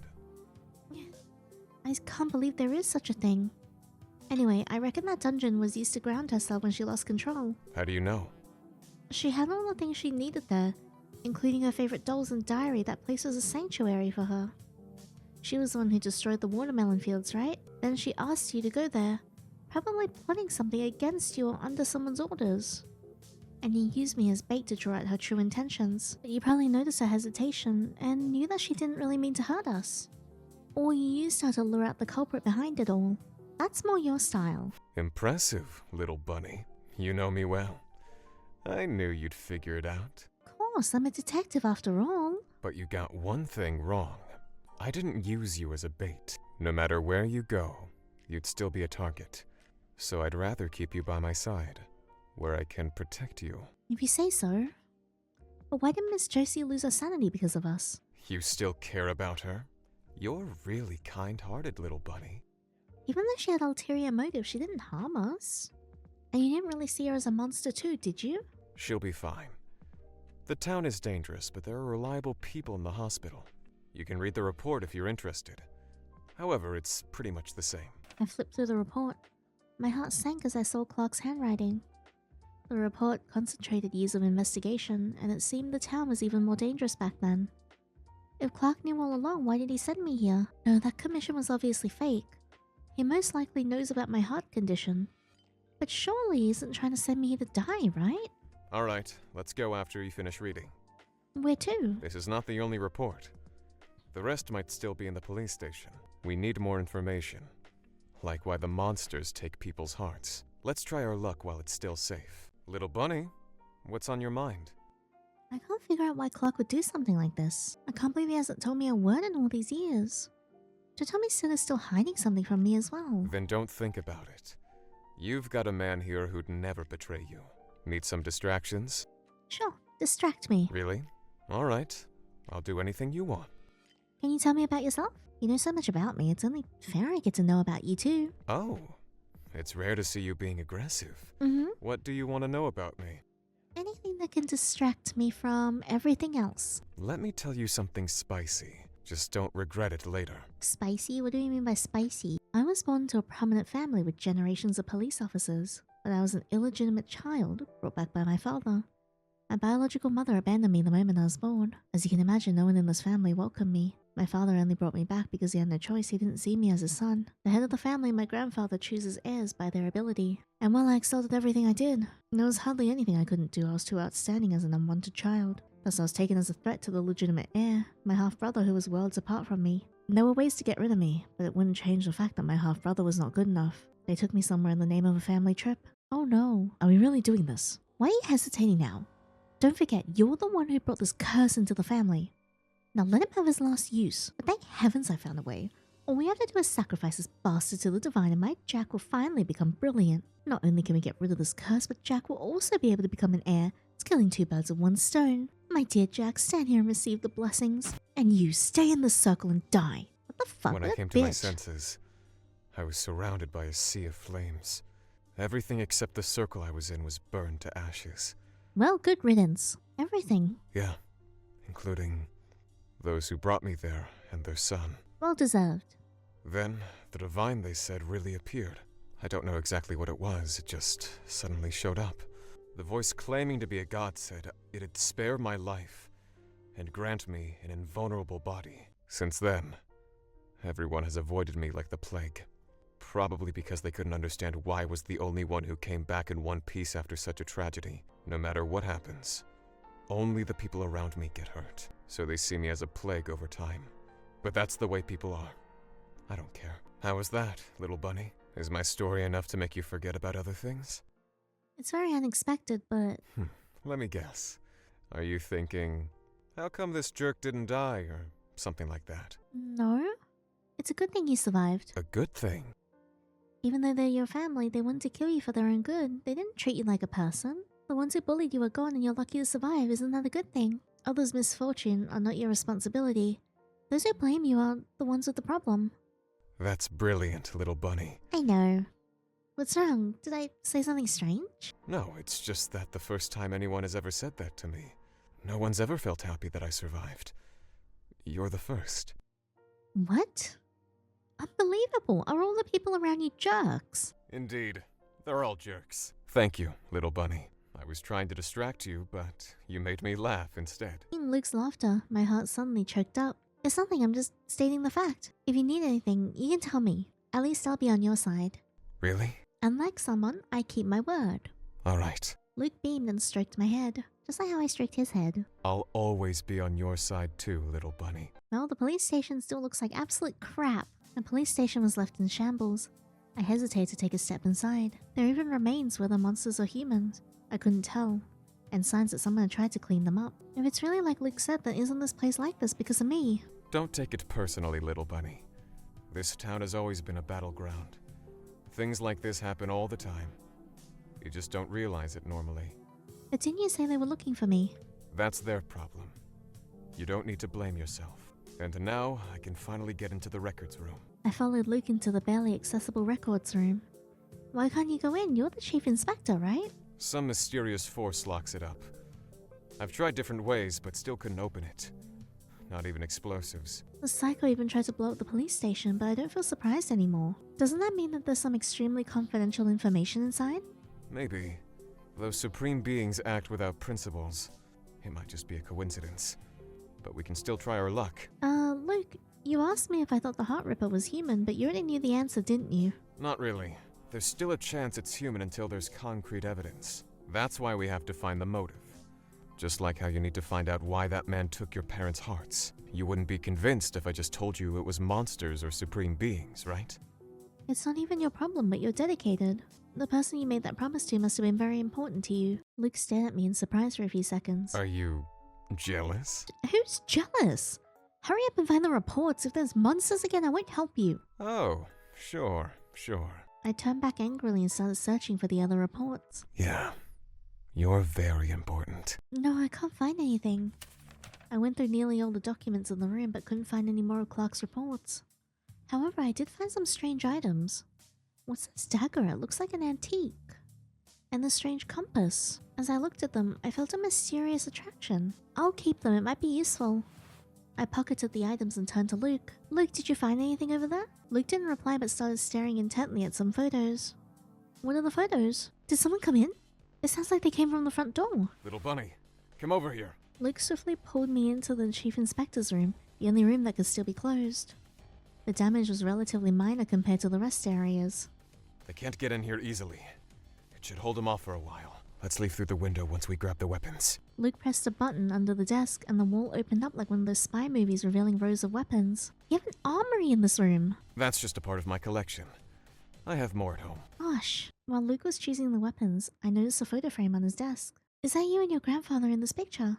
Yeah, it's just some random photo. We don't look like a family, right? I couldn't help but stare at it. I'd seen this stern old man on TV, a famous police director. But what caught my attention was the boy in the photo. He looked very familiar. This boy is... After my parents' case, I was approached by a strange boy at the police station. Hey, are you the survivor of that murder case? Do you want me to help you find out the truth? Luke, are you the boy from back then? The one who said he'd help me find out the truth at the police station? Yeah. You just realized? I thought you'd forgotten our promise. The adults at the police station seem to be busy with my parents' case. They look busy, but no one believes me except that Officer Clark. I clearly saw that man dig out Mom and Dad's hearts with his bare hands. Are you the survivor of that murder case? A boy with curly black hair stood in front of me. He looked a bit older than me with a haughty smile that didn't match his age. I don't want to talk to him. Don't ignore me, you heard me. Digging out hearts with bare hands, that's a tricky one. It's not like they don't believe you, they just don't want to investigate at all. What are you trying to say? Do you want me to help you find out the truth? Help me find it? You look just a bit older than me. How are you gonna find it? It'll take some time, but nothing is impossible for me. My grandpa is a director. I can make this place my own in the future. There's a lot I can do. I promise I'll help you find out the truth. Why would you help me? I didn't even know you. Because you're the one I'm looking for. But I have one condition. What is it? You have to give me your heart. He's insane. But why do I feel like he's not lying? If you can really do it, I don't mind. Really? Yeah, that's a promise. Don't go back on your word. The boy glanced at the bunny plushie I was holding and smiled. Just wait and we'll meet again, little bunny. See? Even though the truth is still a long way off, I've kept my word, little bunny. Wait, so the person you've been talking about all this time was me? Yes, it's you. I've always lived for you, little bunny. What? My ears turned red. Don't be so dramatic. That was just a child's promise. But that promise motivates me to live until now. Ever since that day, my life goal has been you. From having no interest in inheriting the family business, to becoming the best investigator, and now ending up in this doomed place. It's all for you. It's all to fulfill that promise with you. Or... Luke stepped closer and closer until I was backed up against the wall. Wait, what about the guy that's outside? Can you feel my sincerity now? Yep, I sure can. It's very large. Down there. Are you there? Oh no, go away! Is that Dane? Why is he here? Just as I was surprised, something strange slipped through the door's crack. Purple tentacles. What's that? I've told you, your landlord's not someone you thought. Little bunny, get ready to go. Before Luke had finished his words, the tentacles already destroyed the wall. At the same moment, Luke grabbed me and leapt out of the window. Luke! Stay still. I won't let you get hurt. What was that blood pack attached to your gun? That's my blood. Ordinary bullets won't work on him. Luke ran with me in his arms, firing shots behind us. Remember the god who gave me this invulnerable body? It's living inside me. So I can fight against his kind with the offers of my blood. His kind? Do you mean Dana's also... Everything you've seen is an illusion created by him. Don't be naive and trust him. A massive tentacle flew towards me and Luke got scratched while he was trying to protect me. Luke, pull me down, you're gonna get hurt. No way. You! I bit down hard on his arm. He loosened his grip reflexively and I took the chance to roll to the floor. Little bunny. Let me protect you for once, you dumbass. I guess he wouldn't hurt me, so let's split up and run. I know it's hard, but I'll run as fast as I can. Gotcha. Just remember, don't look back. I ran straight with all my might and glanced at Luke from time to time. Just as I thought the tentacles couldn't harm me when he was not holding me. We ran like this until we reached the edge of the forest. Watch out, little bunny. It's a cliff. It was flat ground before, so he's expanded his territory here already. We have to cross this cliff to get rid of him. Luke, what are you muttering to yourself about? Luke looked into my eyes and glanced at my chest, pondering for a few seconds. Your heart. Hey, can you come back? No! I can't see him, but I know he's watching me. You're carrying something that keeps me away. But I won't be mad. Come back to me, or your heart won't hold out. Leave me alone! What is he talking about? And why is my heart clench whenever I hear his voice? Luke, what should we do now? Little bunny, are you ready to die with me? Not really, my dude. I actually kind of like living. What? If not, don't come with me. As you said, he only wants my life. But you can still live on. If you grab my hand now, there's no turning back. Are you crazy? Are you gonna jump down here? Anyway, No. I can die alone. You don't have to come with me. Wait, don't go any further. There's no road ahead. Little bunny, thank you. I've been really happy during this time. These were the best days of my life. Are you really just gonna leave me? Why are you suddenly saying things like it's your last words? You never let me leave your side, so what's this about now? Well, I suddenly realized that letting you live on is the most important. Yeah, with someone I don't want to be with? So, take care. I'm gonna throttle this man. No. This wasn't like him at all. He wouldn't die that easily. He must have had it prepared. He must have been fine like always. He must have been messing with me again. As I watched Luke fall in front of me, disappearing from my sight, a thought flashed through my mind. What if he really disappears from my sight forever? No way! No way! My body acted faster than my mind and I jumped after Luke. He looked so shocked. You think you can run away alone? Little bunny. You messed my heart up and left a huge mess behind. You better take responsibility. Didn't you promise me? You held on for so many years. How can you just die like this? If you die, who's gonna investigate with me? We still need to reach our goal. I still need you. You say you need me. That's right. If you dare to die, I'll chase you to hell. What are you laughing at, you jerk? I'm serious. Little bunny, aren't you afraid we'll fall to our deaths? I'll be fine. Of course I am, so you better open the parachute, you jerk. Oh, so you know. But it seems my parachute is just broken. You're kidding, right? Where did your confidence go? Like a spy in a movie, Luke opened a hidden parachute from his shoulder strap in a second. Wait, what the hell? He held my trembling body tightly. I was Aww. just kidding. I knew it, but for a second I thought I was gonna die. When did you figure it out? Do you think I'm stupid? It isn't the first day we met. I know you well. You wouldn't jump without any preparation. Being an investigator isn't that easy. And I trust you. You were betting against the odds, weren't you? No way you'd leave me so easily. So confident. I learned from someone. I can't believe I'm getting used to your jerk behavior. You better take responsibility. Luke said nothing but widened his eyes and smiled at me softly. So this is what it feels like to be in love with someone. Little bunny, I want to keep you even more than before. Yes, well, this time I'm okay with it. You really can't escape from me now, got it? I only agreed to die together, not to be a pet. You know, you're the cutest bunny in the world. We landed in the woods below the cliffs, and neither Dane nor the tentacles seemed to be coming after us. Is Dane still coming after us? This isn't his territory, so he won't see us now. And he was probably scared to death when he saw you jump. I see. But before that, didn't you remember not to mention any other men in front of me? Didn't you just confess to me? What? I can still mention other... Jesus Christ. Luke pressed me against the stone wall and kissed my lips. It's been a while since I've kissed your lips, and they're getting sweeter. Luke, are you gonna make out here? We're running for our lives. Don't worry, you won't catch up that quickly. Besides, we just had a heart-to-heart.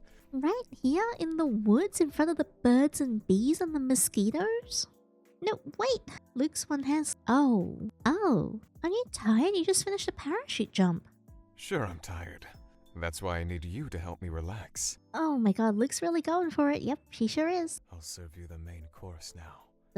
The sausage? The beef Wellington that you have in your pants? I'm gonna be honest. The humid air and the bugs flying around outside really takes the excitement out of it, my dude. If this was Australia, you would have been bitten on the butt. Luke Chapter 10. X amount of years ago. After that accident, Luke was granted a body that could never get injured. I already barely felt alive and now they want to take away my chance to feel pain. No matter what he did, whether he threw himself to the ground or tried to inflict harm, an invisible, unrelenting force always intervened, shielding him from the smallest hurt. Luke sat alone in his room, pondering. Why would a so-called god do such a thing? Just give up. Once you made a deal with me, there's no escaping this power. I never agreed to anything. How intriguing. You're the first pathetic little creature to resist me this far. Do all gods have no principles like you? Principles are for humans. No matter our weight, there'll come a moment when even someone as stubborn as you will beg for mercy. Well, I'm afraid you'll be disappointed. Doesn't have better things to do. Soon, you'll meet with someone who'll make you feel alive. She has a unique heart, one that defies the very principles of this world. To make it clearly for you to meet her, I'll let you see her heart clearly. You'll understand when the time comes. The moment you lay eyes on her, you'll know. If you die by her hands, your body will be mine. A perfect vessel for my power. That's what you really want, isn't it? Of course not. If I wanted it, I could do it any time with ease. I only seek entertainment in watching you struggle. If I do meet her, then what? Bring me her heart. Luke? Luke! Huh? Luke finally snapped back to reality after I called to him several times. What's on your mind? Oh, nothing. I was just reminiscing about your passionate confession. There's nothing to reminisce about. Don't think we were just being chased. I can't believe you had the nerve to think such things in this situation. Come on, little bunny. You were clearly into it too. Oh, shut up! After a confession like that, even the scariest things fade away. Can I take back the confession? I'm starting to regret it. Take it back? Of course not. It's been burned into my brain, and I'll replay it every day. And your Luke doesn't come with a return policy. Oh, is that true? Into the bin you go then. Damn, if I had known I wouldn't have been so impulsive. Fine, let's drop it. Where should we go next?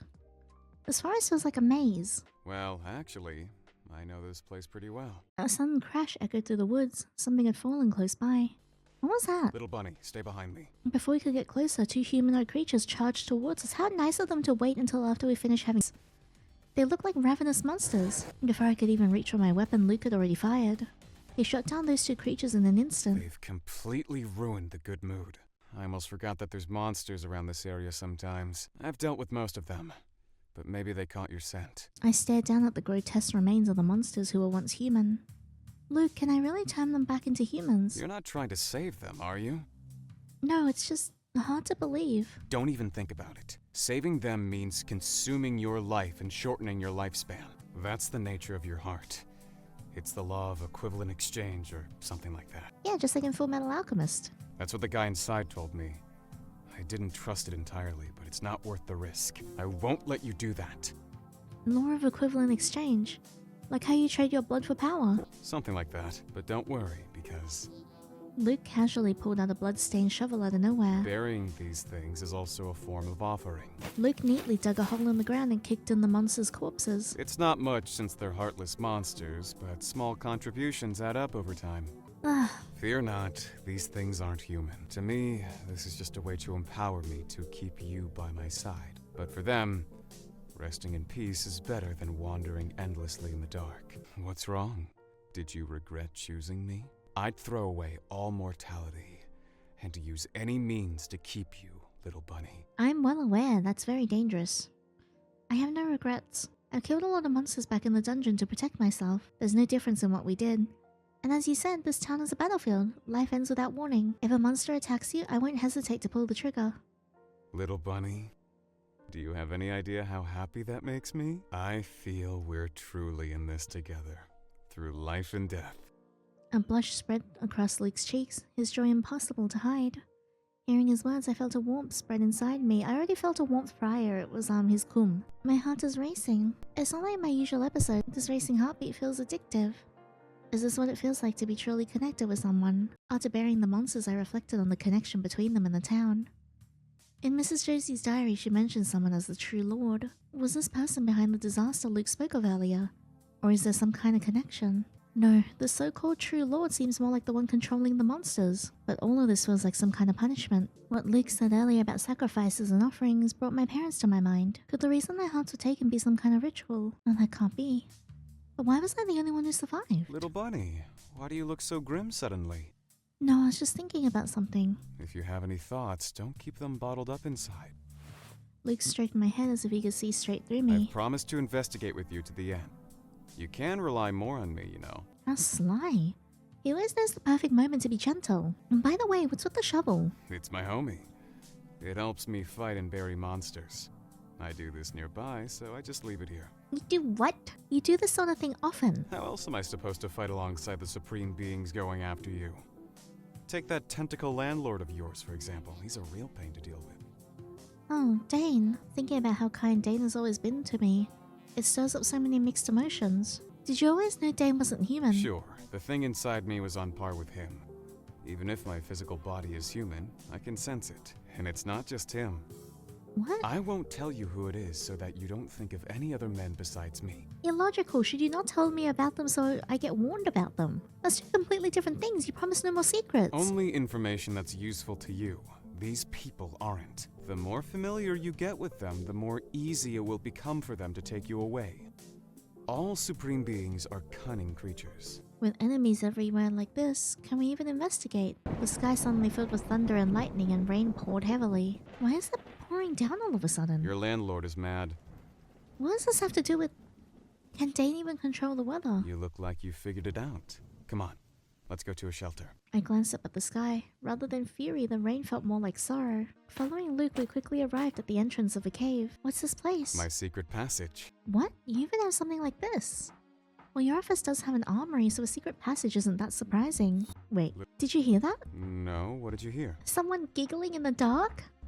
Nothing, I guess it was just the echo of the cave. Is it just me? I feel like I'm being You watched. better get inside. It's dark. Hold on to my hand. What if there's a heebie-jeebie in the cave? Look, how much farther do we have to go? Almost there. After all, this path is intricate in preparing for situations like today. Are you tired, little bunny? How can I possibly be tired? You wouldn't even let me walk. Soon after entering the cave, Luke scooped me up in his arms, claiming he was afraid I'd get lost. Don't worry. Little bunny is light as a feather to me. Besides, it's safer to hold you in my arms than just holding your hands. It's so dark in here. Wait, are you afraid of the dark? I'm afraid of you disappearing suddenly when I'm not paying attention. So I'd rather keep my eyes on you the whole time. His grip around my waist tightened, pulling me closer. Alright, but if you get tired, just put me down. Then we finally arrived at the door. What the heck? Inside, the room opened up to what looked like a professional detective's office. The walls were lined with documents, maps, and photos. It looks more organized than mine. Welcome to my secret office. It's fully equipped here, so we can take our time discussing everything. It also looks dusty. Oh, there's so many documents. Is this all about the town? Yep. Everything I've investigated over the years is here. The bookshelves were packed with various folders and reference books. There were even some odd artifact-like objects and unknown specimens. But it was the wall that caught my eye. Is that a map of the town? Luke said he investigated this town because of me. So he did all of this for me. I can't believe he went this far for me. Just as I was about to examine the clues closer, I accidentally touched something on the wall like a button. What's this? Don't press that. The wall began to rotate, revealing an entirely different side of the room. I bet it's a dungeon. Huh? What is this? I drew a sharp breath when I looked at the things pasted on the wall. Luke! These are all photos of me. On the wall were pictures of me from different times of my life, with the earliest ones dating back to the year my parents' case happened. Some were candid shots and some were group photos of God knows where and when. Anyone else in the group photo had been cut out, leaving just me. And besides that, there were also other things like slips of paper. Isn't that the receipt I gave him when we first met in town? Why do you have a Yinny shrine, Luke? I already knew you were a creep. I didn't expect you to be stalking me all this time. Oh my. I didn't expect you to find my collection like this either. Did I scare you? Luke, when I get my hands on you... Are you? You don't even look guilty. It's like you were waiting for my reaction, like you were waiting to see what I was gonna think. You perverted creep, when the heck did you start this? Is that why you know so much about my preferences, even my clothing sizes? Oh, you curly-headed psycho. I turned around and started tearing the photos off the walls. Little bunny, what are you doing? I don't care, I'm taking them all down. This is disgusting. Stop! They're my proof of love for you. Oh my god, you idiot! That's not love, it's not normal. Luke suddenly grabbed my wrist and pinned me against the wall. Do not screw me against the Yinny shrine wall. Right, I'm nothing normal. You already know that. Didn't you say that? You don't hate me like that. That's different. But this wall, it's too much, I can't take it. Then try to. just like how you've accepted me. Oh my god. Oh, we're not bang-a-langing in the stalker room. My dearest bunny, please. Luke, when I get you in your heavenly pillow, Now that we're in this together, we have to understand each other better. there is no excuse for your behavior. I'll bite you. Do it. A kiss tastes like blood. I like it even better. You freak, but also you freak. I'm asking you nicely. I can compromise on everything else, but not this wall. It fills the loneliness and longing I felt from the moment we first met until we meet again in this town. Do you know how hard I've been suffering? Seeing you talking with other men. I almost died of jealousy. You know other men, moment? Why don't you just come to me? Because you're too well protected. Of course I wanted to come to you. And I was a shy little boy back then. It's not convincing coming from you. I don't care. I'm taking it down. Still not giving in? Such a stubborn bunny. Luke reached into the drawer of his desk and took something out. Why do you have this stuff in your office? This will calm you down. Luke, we're having a serious conversation. You can't just do this. Luke, you know I love you so much. Maybe he didn't expect me to say that right now and he was stunned. Can you say that again? I wanted to record it. No! I stared at Luke. As I stood there wrapped in his arms, my gaze fell on a few photos on the wall. They were from my college days. Although cropped, it was obvious someone was always beside me in these pictures. Some photos even showed the same person's clothes and hair. Weird. Did I have such a close friend in college? Sid was studying abroad and I can't think of anyone else particularly close to back then. Uh-oh. And why am I smiling so brightly at that person in these photos? Who is it? I'm gonna ask him. Luke, who's the person always standing next to me in my college pictures? I don't remember him. Since you've been stalking me for years, do you know who it is? Luke didn't answer me. Instead, he hugged me even tighter. Luke? Why are you asking about someone else? Oh, god damn it, I'm allowed to know. I'm gonna throttle you. No, I'm just curious. I don't remember. You're the only one in my eyes. I don't know anything about others. A while Let's later, turn the wall back to the other side. Luke pressed the button and the room returned to its usual investigative state. Finally, we can get back to the investigation. Where do you want to start?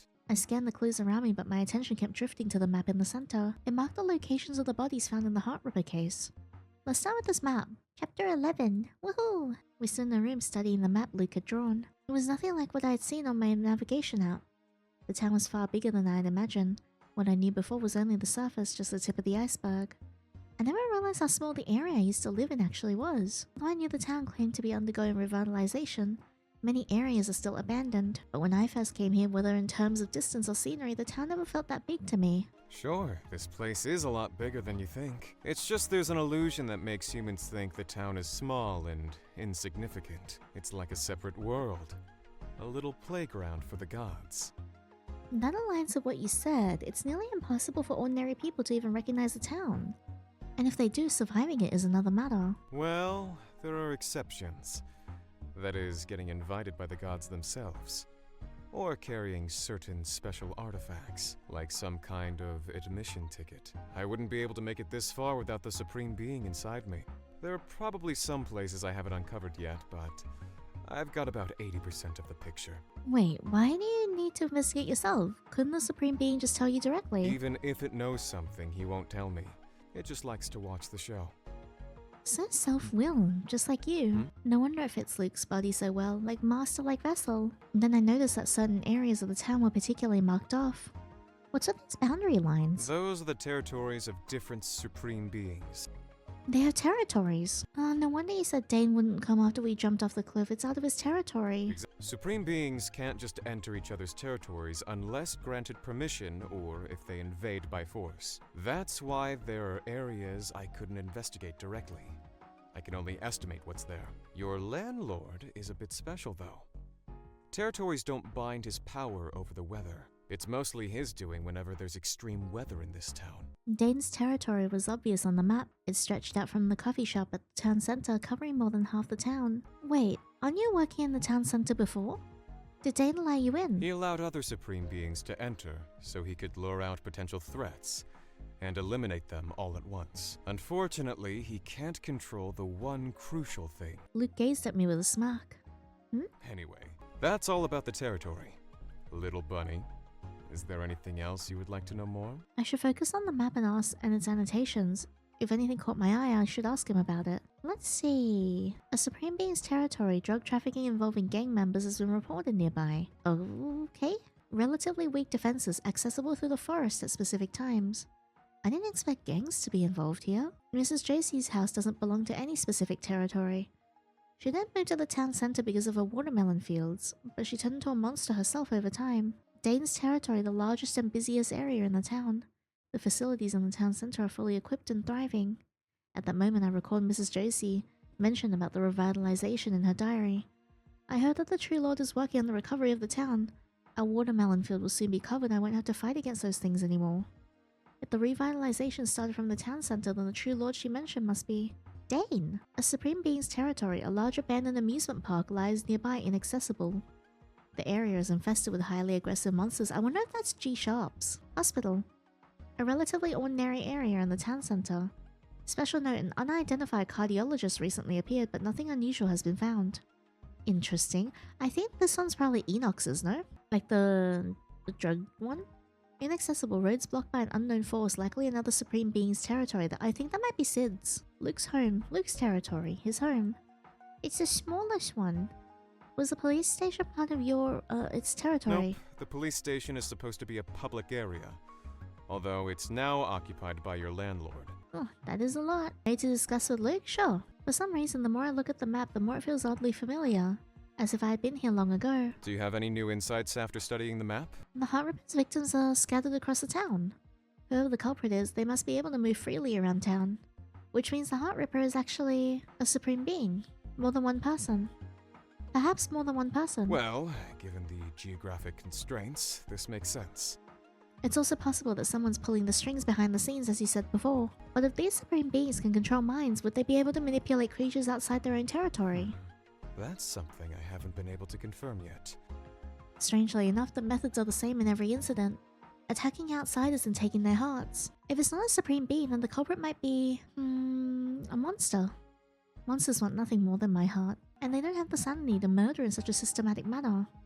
If it's not a Supreme Being, then the culprit might be an abnormal monster. I remember you mentioned them before. Well, some of them still retained their sanity, but their time staying sane will diminish as the days go by. Unless they're controlled by some Supreme Beings. The only monsters who are rational enough to recognize an outsider are monsters who still have their humanity. Just like Mrs. Josie. Although they're under the control of Supreme Beings, that doesn't mean that these Supreme Beings will stop them from killing. Rather, it could be that the Supreme Beings control them to murder. Impossible, but to me it seems like the monsters are acting on their own. On their own behalves? I reckon they took the hearts out for one exact reason. As offerings. The moment the words left my mouth, Luke's eyes widened and he fell into a deep, thoughtful silence. You said no hearts were found at the crime scene, right? Maybe the hearts are offered to the Supreme Beings in their territories. Just like how you offer blood and corpses to the Supreme Being inside you in exchange for power. Perhaps they're trading the hearts to prolong their humanity over something else. Luke, do you know where my parents' case happened? It was just outside this town, at Felix Park. Right. From police records, you also know that I lost all memory before the incident. The doctor said it might be trauma, and I've never recovered since. But looking at this map now, it feels strangely familiar. Maybe I once lived here as a child. So if my deduction is correct, perhaps my parents and I were chased by monsters to the park outside town, and then... The thought hit me like a wave. My voice trembled as I spoke. My head spun, ears throbbing with a loud pulse. Little bunny, take a deep breath. Luke pulled me into his arms. You really are a great detective. But your parents' case isn't that simple. What do you mean? Your deductions are brilliant, and they make perfect sense for the Heartripper case. But there's one inexplicable factor in your parents' case. That's you. Me? Assuming you and your parents lived here back then. Take aside the origin of your heart. But it's likely that your family's escape and deaths weren't just about offerings. You really think they were killed trying to protect me? Perhaps, but it could also be... No, there's too many possibilities. Let's call it a day and rest for now. Why so suddenly? You're pushing yourself too hard, silly bunny. Your face is looking pale. It's making me worried. Anyway, we've deducted the truth behind the Heartripper today. We'll discuss the rest for tomorrow. We might get some new ideas tomorrow, right? So let's take a reset now. Luke took my hand, leading me out of the room. There's a passage back to my place. I'll cook you dinner. If you say so. Good. Soon after, we returned to Luke's place. By the way, Luke, remember when we were at the police station looking for the investigation files? I saw you holding a photo with a serious expression. What was it? That was a photo of the victim's body of the Heart Ripper. I was checking for any crucial clues in it. But I didn't find anything new, unfortunately. Are you lying to me? I see. All right, take a bath now. Your hubby will cook you dinner. My what? Hubby! Who else would I be if I'm not your hubby? When this is over, we'll get our marriage certificate and have a wedding. Don't say you smug little shit. I didn't say yes. What? What you said when jumping off the cliff was no different than a marriage proposal. Or would you rather be my pet? Neither. I'm gonna take a bath now. You're not coming. Take your time. You are ridiculous. Luke's perspective. She almost noticed that photo, but she'll find out sooner or later. I need a social call with the guy inside me. Later that night, after dinner it was already quite late. Just as I was about to leave, Luke pulled me into his room. You're saying we should sleep in the same bed? No way! Come on. We've already shared a bed so many times before, why not tonight? Wait, little bunny. Are you telling me? Luke faked a look of Are surprise. you afraid you won't be able to control yourself and attack me? Get over yourself. Do you even hear yourself? Or are you worried that I'll attack you? Relax. Yeah, your promises are never promises. It's just that I'm nervous. Sleeping next to my beloved one, how can I possibly fall asleep like that?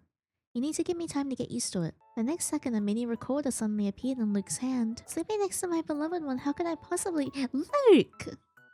When did you... I'm not gonna repeat the same mistake.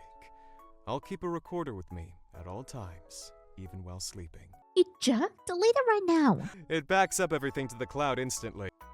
Why on earth did I fall for this shameless jerk? Fine, I'll let you go for tonight. Get some rest.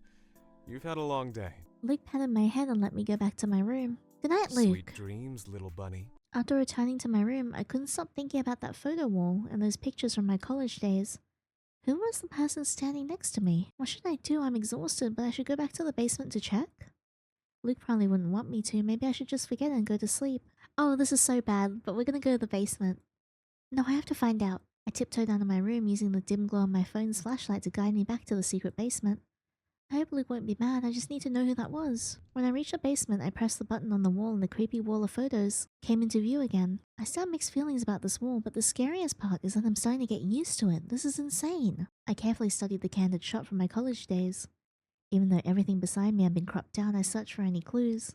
Then in one photo I spotted something, a mysterious figure. In the glass beside me, a blurry reflection showed me a silhouette with silver white hair, emerald green eyes and sun-kissed skin. The moment I saw it, I gasped. No way! Even though the reflection was blurry, I knew who it was. Dane! That can't be! How could it be? A wave of dizziness washed over me and strange images flashed through my mind. My head hurts. Why do I suddenly feel so sad, like my heart's aching? Why was Dane with me back in college? Why can't I remember anything? It feels like something's crushing my brain. Suddenly, strong hands grip my shoulders. Oh no. Little bunny, what are you looking at? Luke. I couldn't read his expression in the dim light, but his voice was deeper and heavier than usual. Luke, I think I just remembered something. Something important.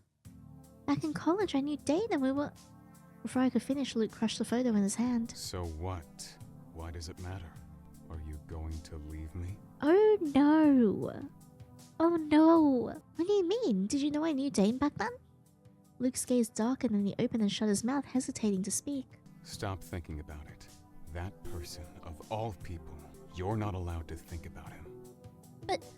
Little bunny, why are you so curious about the past? Don't you already have me?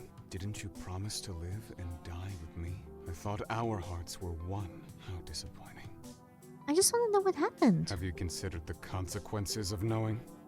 His expression turned cold and his gaze sharp. Before I could react, he pinned me against the wall and I couldn't move. Some things should stay buried in the past. You belong to me now.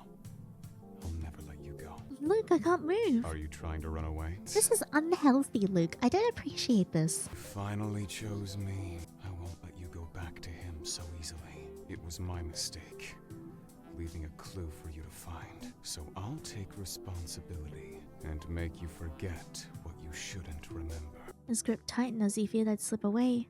His eyes burned with possessiveness and fury. At that moment, I knew there was no escape. Oh, this is terrible.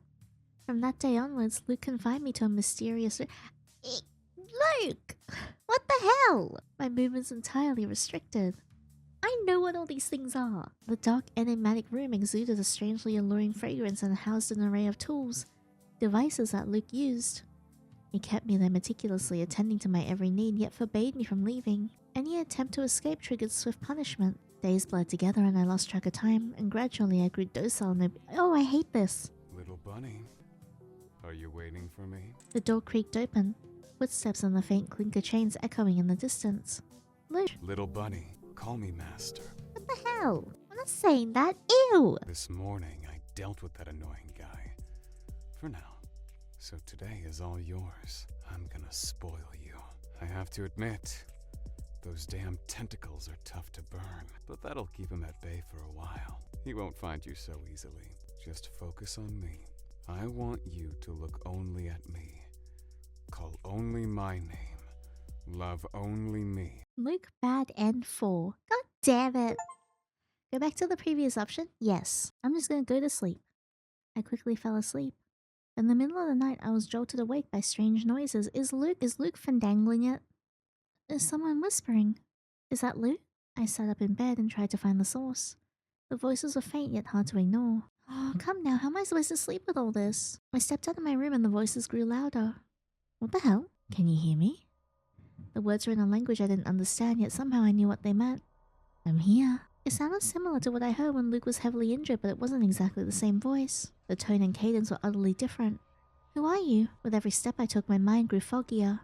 Why is there a dagger on the floor? Pick it up. Good girl. My head, it hurts. My heart raced and a wave of nausea churned in my stomach. What am I doing? My legs moved on their own, carrying me towards Luke's bedroom door. No, don't go in. What the hell is going on? The crimson haze clouded my vision. My legs jerked forward, drawn by some invisible force. An evil impulse that wasn't mine filled my mind. Don't go any closer. But it was too late. I was on top of Luke, who was deeply asleep with my dagger raised in the air. Stab it. I plunged the dagger down with a strength that didn't belong to me. A strong scent of blood filled the air along with the sound of blood dripping onto the bed. What have I done? Oh no! Gah. Hey, little bunny. I knew that. You really can't help attacking me. The dagger didn't pierce Luke's body. He had caught it in time, gripping it tightly. But this little sneak attack hurt a bit. Can you be more gentle with me next time? It was only then I finally regained my senses. Luke chapter 12. Realizing I nearly stabbed Luke, I was so terrified I nearly collapsed.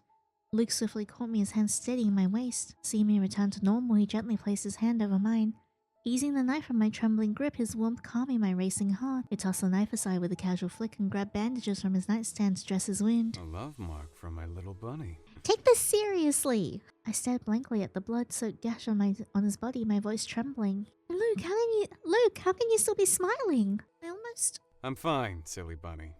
I'm perfectly okay, aren't I? He flicked my forehead lightly with his uninjured hand and smiled, trying to reassure me, but I instinctively stepped back, scared. I didn't know who controlled me, but whoever it was clearly knew that only I could hurt Luke. Who was it? Some supreme being? Why did they want me to hurt Luke? This is terrifying, I can't control myself. But why are you backing away? I need to stay away from you. I don't know what I'll... Don't panic, little bunny. Look at me. No. Luke pulled me towards him and gently lifted my chin, forcing me to meet his gaze. Look, I'm fine. I'm right here. His eyes darkened for a moment, then he cupped my face and kissed me. I tried to pull away, but he held the back of my head and deepened the kiss. Luke! Calm down now. That's how it was back then. Remember? The first night you came to this town? You were panicking just like this, and when I kissed you, you calmed down. He licked his lips smugly. You idiot! What are you doing? Looks like you're back to your usual self. My kisses really do wonders for you. He always throws me off, but somehow he knows exactly how to ground me. I gently touched his uninjured hand, feeling the weight of the fact that only I could hurt him. I'm sorry. Does it hurt? Will this wound heal as quickly as the others? It doesn't hurt, really. Don't worry about it. But the way you pulled away from me just now, that hurt 100 times more. So please, don't do that again. But that isn't just an ordinary knife. It's an artifact used to slay gods. Just casually lying in your living room? If it had stabbed me, not only would I be hurt, but the thing inside me would be sealed away. An artifact for slaying gods? Yeah, that's why this wound won't heal easily. But it's fine. I don't mind the pain. Why would something like that happen in your house? You brought it back, little bunny. Remember earlier? In the police station's secret room? You took a dagger and a compass, right? That's the dagger. What? But it looks nothing like this knife. There's a trick to this artifact. It resonates with the holder's subconscious and changes form based on their will. For example, when we were escaping from your landlord on the cliff, your subconscious didn't want him near, so the weapon responded. This time, someone controlled your subconscious and tried to kill me. But luckily, it seems your love for me is stronger than their control. How sweet. You're still joking at a time like this. Well, I'm just stating facts. It's my fault. I shouldn't have brought it back.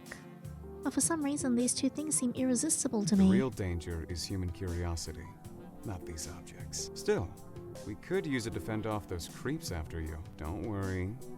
I'll keep the dagger. I won't be controlled, so it's safe. Luke patted my head, soothing me. But who was it that took control of me? Only a supreme being could do something like that. Could it be Dane? But the tone and voice didn't sound like him. It sounded more like... A figure suddenly flashed in my mind. G-Sharp. Wait, why did he come to mind? That can't be. Then I remembered. Dane and G-Sharp used to know each other, so G-Sharp could be a supreme being too. Thinking about some other guy? Luke chuckled, yet his tone was shadowed with jealousy. I told you, this town is full of people who want you. So he tried to control me into hurting you and take me away. Yep, that's about it. Your heart is special.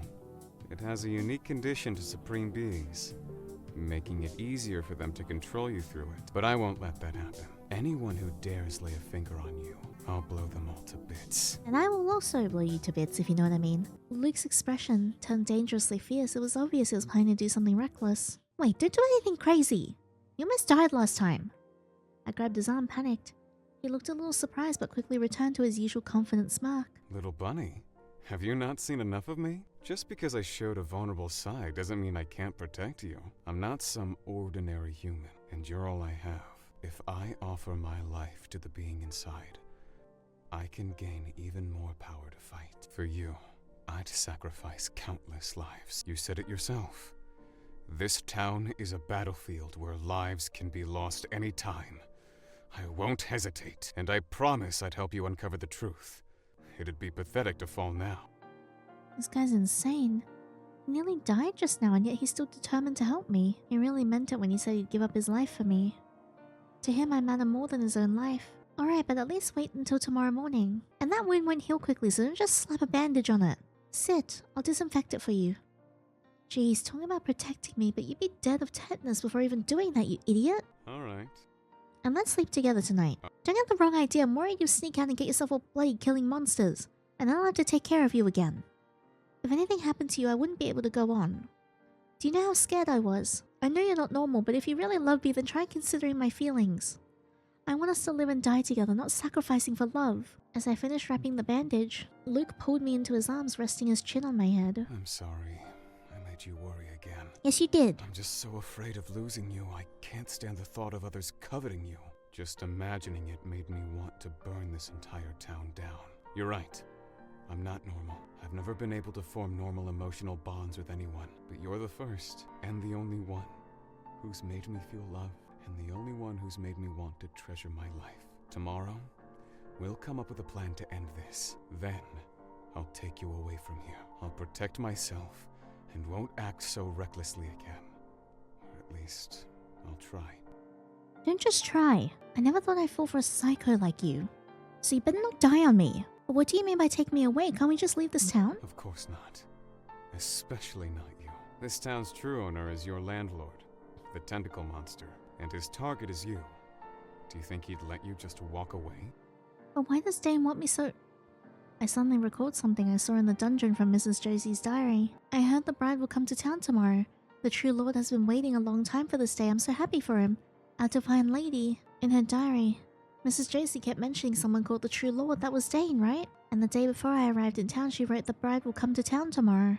Does that mean I'm Dane's bride? Luke's face darkened and he held me even tighter. You only have one husband, and that's me. Don't overthink things. Mrs. Josie wrote that. Should have killed her. Jesus She's a Christ. monster anyway. Hey, calm down. I'm just trying to figure things out. There's nothing to figure out. Ignore whatever labels others put on you. You are what you decide you are. Or would you rather be his bride? Oh, calm down. Damn it, I better smooth things over. Hubby, don't be mad. Oh, you're actually calling me hubby? So sweet. Are you trying to seduce me? Say it again. I love hearing it. Oh, that was easy. Hubby, he got me again. Alright, I'm not mad anymore. Let's get some sleep.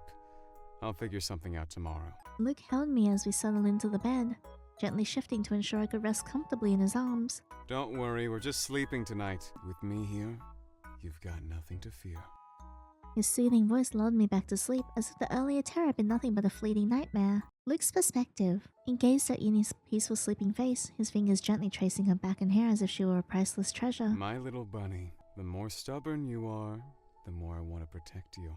Keep you where only I can see you. Don't worry. I'll get you out of here. He pressed a tender kiss to her forehead, his affection unmistakable. After making sure she wouldn't wake, Luke spoke to the supreme being inside him. So, I won the bet, didn't I? Someone who makes you value life has appeared. Luke rolled his eyes, irritated. I really can't beat you, can I? As I expected of a supreme being, or should I say, fire god. Now that the show's over, tell me everything you know. That photo in the police station secret room. It was little Bunny with her parents, right? But why were her parents dressed in cult robes? Yeah. And she was standing between them. Her eyes were so empty. She didn't look happy at all.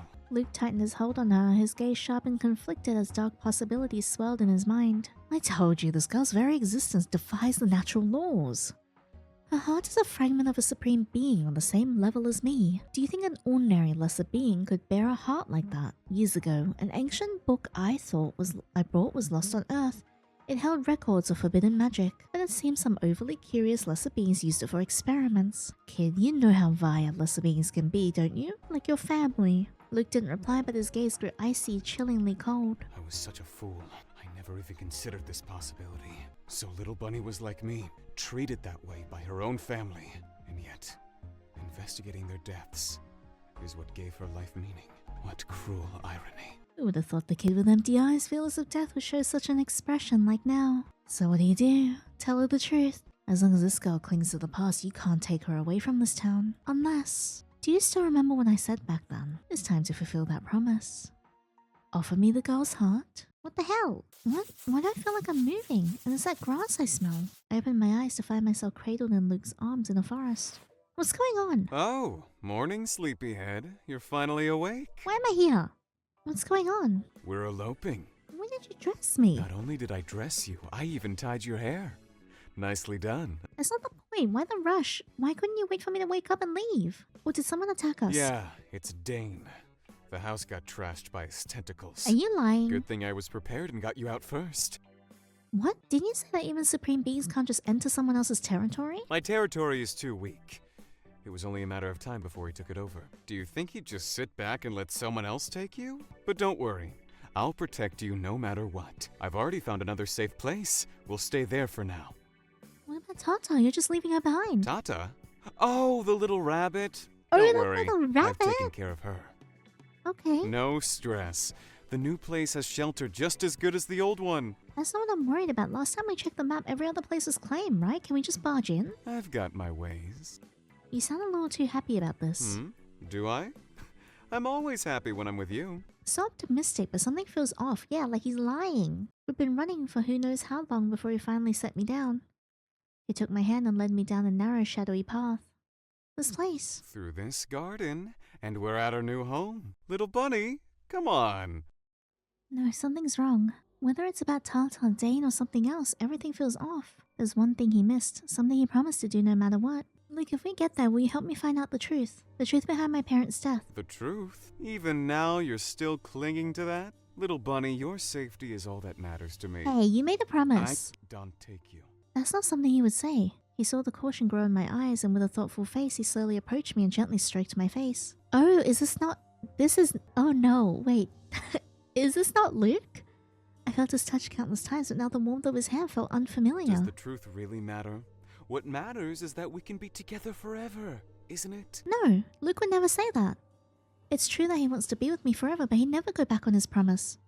He swore he'd help me find the truth no matter what because it's his reason for living. He'd even give his life for it. That Luke could risk everything to help me uncover the truth. Would he really say something like this? And he's been acting strange since earlier. That look in his eyes, it's not his. Who are you? Little bunny, What are you saying? I'm Luke, your favorite person. The person before me smiled softly and tried to pull me into his arms, but I shoved him away instantly. You're not Luke. He'd never smile at me like that. Who the hell are you? Little bunny. That hurts. Why would you say that? Don't call me little bunny with that face. It's disgusting. Disgusting, babe? You think I'm disgusting? Luke does not call me babe. I love you so much. Why don't you understand? A bullet tore through the fake Luke's forehead and I froze. Love your mom. Nice acting, you damn evil god. Did he just make a your mom joke? Just then the other Luke jumped down from above, pulling me tightly into his arms. Little bunny. Sorry for the wait. Almost got tricked. But my little bunny's smart enough, no, loves me enough to know better. To see through the fake and knew it wasn't me. You're here, Luke. For some reason, the moment I saw him, I knew it was him. Not just how he looked, I felt like I could see his very soul. Even in his dangerous moment, Luke didn't forget to steal a fiery kiss from me. You idiot! What? A reunion this epic deserves a kiss. Kiss your ass! Just as Luke tried to kiss me again, the fake Luke transformed back into his true form. It's him. So annoying. Oh my god! I think I'm gonna do G-Sharp's route next because I've been so excited to figure out what is going on with him. Told you that only a child would fall for this trick. Vile lesser being and the sacrificial bride. Why you... I'm not G-Sharp. That guy's asleep. He was heartbroken after you called him disgusting and didn't want to come out. What do you mean? Anyway, he and I are completely different beings. Who uses such weird names anyway? But that was you, wasn't it? You're the one who controlled me last night to stab Luke with the dagger. So what?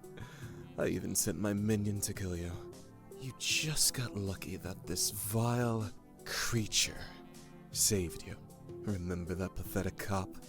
Pathetic cop? You mean Tom? Tom was working for you. So the master he mentioned was you. It took you long enough to figure out. I thought it was Dane the whole time. What the hell? I thought it was Dane being evil again. Or did you think he meant Dane? So into Dane. Before I could snap back, Luke charged with the god-slaying artifact, stabbing at G-Sharp's body with all his might. Little bunny only loves me. You damn monster, watch your mouth. But G-Sharp didn't flinch. An indescribable force blocked Luke's attack. Kill me. You think I'm some lowlife, like Tom? Calling me a damn monster. Filthy human. Know your place! Just because you've got a supreme being inside you doesn't mean you're truly invincible. I mean, sure, I can't hurt you. But that doesn't mean I can't hurt her! Hey, I thought you liked me. Oh, I guess it isn't G-Sharp at the moment. Dozens of root-like tentacles sprouted from G-Sharp's back, lunging towards me. Then a ring of fire surrounded me, burning the roots to ash. This is... Little bunny, stay put. You can't handle this thing. That fire circle will protect you. Cost me a lot of sacrifice power. Don't waste it. I wanted to argue, but I knew I'd only hold him back. If he were to shield me, he'd only get hurt even worse. Sensing my worry, he gave me a reassuring smile. Leave it to me. Stay inside, no matter what. Ugh, how disgusting. But if you love games, I'll play along. The sacrifice belongs to me. She'll die by my hand! I need to play G-Sharp's route so bad. Don't get cocky. Even supreme beings can die. Especially against someone who has a death wish like me. Luke and G-Sharp clashed violently. G-Sharp was clearly on another level from Tom, but Luke wasn't losing ground either. Compared to the fight with Tom, Luke's gotten even stronger. How many sacrifices has he made in the meantime? But he's still just human. Can he really handle this? I watched their fight helplessly, heart pounding. Even if you kill me, you still can't escape Dane. You know full well that if you want to take her away, you'll have to get her to give up on chasing those truths. Otherwise, she'll be trapped with Dane forever. G-Sharp glanced at me, a flicker of complex emotion in his eyes, but quickly switching back to his evil grin. What? But can you bear to tell her the truth? Oh? You can't? That's funny. You were trying to kill her but couldn't bring yourself to tell her the truth? Well, too bad for you. I do have the heart. Little bunny, I didn't expect to tell you like this, but... oh well. Oh, here it comes. Luke kept his back to me, not stopping his fight. His voice was solemn with a hint of urgency. Listen, your parents' deaths were just like you guessed. Their hearts were used as sacrifices. And the reason you survived? Your heart is part of that damned god. And the ones who made you like this were your own parents. They were cultists, too. No different from those fanatic worshippers. They turned you into a sacrifice for that disgusting deity. The truth hit like a barrage, shattering my thoughts before I could process the pain. You said what? I just slipped a photo into your pocket. Take a look. I reached into my pocket and pulled out a worn-out photo. It was me with my parents, both dressed like cultists, and I sat between them with a blank face. No way! My memories felt locked no matter how hard I tried. I couldn't recall what happened. I never imagined your parents were just like mine. But you had to know, if you don't accept it, you can never move forward. Little bunny, I love you. But since I promised you, I can't keep this from you. But don't worry. If you're willing, I'll take you out of this town. Give you the best life and protect you forever. Whether it's this blue, yellow-haired clown, your landlord, or anyone who lays a finger on you, I'll never forgive them. You damned lesser creature. How dare you borrow so much power that's not yours? Oh, calm the down. Luke thrust with all his might at G-Sharp's chest. G-Sharp fought back fiercely, beginning to feel the threat. Just before the blade struck, Luke staggered back as if hit by an invisible force and blood poured from his mouth. Luke! Seeing him cough up blood snapped me out of my shock. Little bunny, stay there. I'm fine. A human is still a human. Look at you. Can't handle the Supreme Being's power, can you? I like G-Sharp's voice. Guess I don't even need to bother. You'll collapse on your own soon enough. Can't handle it? So what? Luke ignored his body and charged again. Luke, stop! Don't use that power anymore! There's no stopping. If I stop, you'll become someone else's. I'd rather die. Idiot! I said don't sacrifice yourself! I'm fine. I'm still standing here, aren't I? Once I kill this guy, I can take you away. We've come this far. I'm not letting you go now. No. Even I can see he's at his limit. If he keeps this up, he'll die. The so-called truth faded to the back of my mind and I was shocked at myself. All I could think about was whether Luke would survive. I can't lose him. I can't lose him.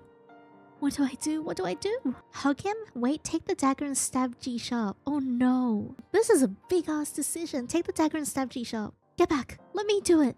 Without hesitation, I rushed forward, snatched the dagger from Luke's hand and pushed him aside before he could react. Little bunny! Luke tried to stop me, but the power backlash inside him slowed him down. Idiot! If we're meant to live and die together, then let me protect you too. Just as I drove the dagger towards G-Sharp's chest, G-Sharp's fierce expression twisted into sorrow, tears streaming down his face. His eyes reverted to their original hue. Oh, I feel so bad. Are you really stabbing me for another man? My dude, I've only known you for like half an hour. Even knowing the cruel truth, you still found the courage to fight for him. I'm going insane so much. I feel so bad, but I'm sorry. Can I never have you? You can have me in the next video, because I'll play your route next, because I really like you. Why? Why? No, for Luke, I can't waver. I press on, the dagger pierced his skin. I don't even know what you're talking about. I barely know you. You really know me? Is that true? What are these memories? My hand faltered, but G-Sharp gripped my hand and drove the dagger in deeper. Oh, I feel bad. So much. If this is how it is, let's die together. Three light tentacles on G-Sharp's back coiled around us, ready to pierce through us at any moment. I'd rather die like this than watch you with another man. Oh, my sweet babe in the next life. Oh, this is bad, isn't it? Oh no. I didn't know how much time had passed. When I opened my eyes, I was in someone's arms. What the hell, Dane? Why are you here? Oh, another nightmare? Dane? Why am I... Hey, why are you crying? What did you dream about? What is going on? Dane tightened his arm around my waist and gently wiped away my unconscious tears with the other hand. Don't be afraid. I'm here. No one can hurt you anymore. My mind was blank. I couldn't remember anything. All I knew was that I had come to this town to meet Dane. But why did I come here? Who even am I? Aside from Dane, no one else came to mind. Dane softly ran his fingers through my hair, eyes gazing into the distance. Die together. Only losers say that. There's no way I'd let my precious one die. Dane, what are you talking about? On some of his lines. Nothing. Just some irrelevant people. Are you hungry? Want to eat? Or is there something else you'd like to do? We have all the time in the world. Whatever you want, I'll give you. But Dane, I feel like I've forgotten something really important. Oh, like what? Isn't it enough just to remember me? No. Huh? You only need me in your life, right? He left a gentle kiss on my forehead. You always get lost. Always being taken away by those bad people. It makes me so worried, you know? Please remember that I'm the one who can protect you, cherish you, make you happy, and stay with you forever. That does seem right. Seeing my compliant expression, he gave a soft, satisfied smile. That's right. You don't need to think about anything other than me. Even if everything else fades, it won't change your composition, not just your heart. Everything about you belongs to me. Dane tightened his embrace and leaned down, pressing his lips to mine. Forget about everything else. Just be with me. I'll drown you endlessly in my love until you can't even realize you've forgotten something. I love you. No matter what, you always end up back by my side. Luke, bad end, full circle, so we can't stab him. Damn it. Alright, what if we hug him? I can't just stand by and watch him suffer. Who said I have to be someone's possession? Who decided that? Who I'm with, where I go, only I can decide that. I rushed towards Luke without hesitation, pulling him away from attacking G-Sharp. Hurry, let's go. Let's get out of here together. Even G-Sharp looked stunned by my sudden move. Little bunny, have you lost your mind? Yeah. I still remember the map. If we head right, there's a hospital that should be safe. He shouldn't be able to attack there, right? It's not far. Use that shield thing. Cover us so we can escape. G-Sharp launched another attack, but Luke reignited the ring of fire, running beside me. Even if we make it to the hospital, then what? Why didn't you let me finish him off? I was so close! Close your arse. You almost died, you idiot. I want us to live and die together. I'm not giving up on you. I'm sick of this. Always needing protection, always kept in the dark. Even when I learn the truth, I still feel lost in a fog. Honestly, it feels awful. Nothing's even real. But more than anything, I can't stand seeing you hurt. What matters is that you stay by my side. You jerk. You're all I can think about. How could I just stand there and watch you die? What if we just leave this town behind? Do you know the way? Little bunny, don't just run off. You'll never find a way out as long as you don't give up on finding the truth. And those who want you, especially your landlord, can track you through your heart. But you know a way, don't you? Your expression says you do. Luke's face grew tense, but he didn't slow down. He grabbed my hand tightly and led me into a forest, as if he already knew the terrain by heart. After a while, we somehow managed to lose G-Sharp. He'll catch up eventually, but we can hide here for now. You're right, I do know a way. It's offering your heart to the being inside me. In return, he'll give you a normal human heart. But there's no guarantee it'll work. If there's even the slightest hesitation in you, the offering will fail. And if it fails, something irreversible will happen. There won't be a second chance. Honestly, I don't think it's a good idea. I'd rather keep running with you, risking everything to protect you, than put you through that danger. I can't stand the idea of a world without you. Luke, are you scared? Yeah, as silly as it sounds, for the first time in my life, I'm actually scared. But little bunny, I don't want to lose you. It looks like I made you a little weaker, huh? What? But you made me stronger. Even after hearing all the awful truths, I still haven't broken down or fallen apart. Trust me, right now, all I want to do is escape with you. At this moment, what scares me more than anything is you dying because of me. Jeez. Weren't you the reckless one before, always acting crazy? If you love me that much, don't be scared. Let's do the offering. I'm not afraid, so why are you? Little bunny, can you at least promise me one thing? If the offering fails, you might forget me. You might even choose another man. If that happens, I'll stop at nothing to get you back. Even if it means locking you up by my side, whether you want it or not. Can you accept that? If you can, I'll let you go through with the offering. Luke pressed his forehead against mine, his thumb brushing over my lips. Let's be clear. If you really do forget me, I won't be so gentle next time. I got it, I promise. Besides, your threats don't scare me anymore. Little bunny, that promise sounded a bit reluctant, didn't it? But whatever. You're not getting away from me anyway. With that, Luke pulled me into a tight embrace. The offering is simple. Just let me hold you like this while we do it. Oh. We'll already be out of town when you open your eyes. Don't worry. No matter what happens, I'll never leave you alone. You're all I want. Me too. When you wake up, I'll be here by your side. He whispered softly into my ear and a strange warmth surged through me. Felt a hand inside me gently lifting my heart away. In the next moment, everything faded into darkness. Luke's sweet and yay! 3 weeks had passed since I woke up again. Luke brought me and Tata to his apartment in the city, our new home. But those 3 weeks were rough, likely because I was still adjusting to the new heart. High fevers plagued me, leaving me in a day's hazy fog. My memory stayed intact, though. Luke cared for me tirelessly.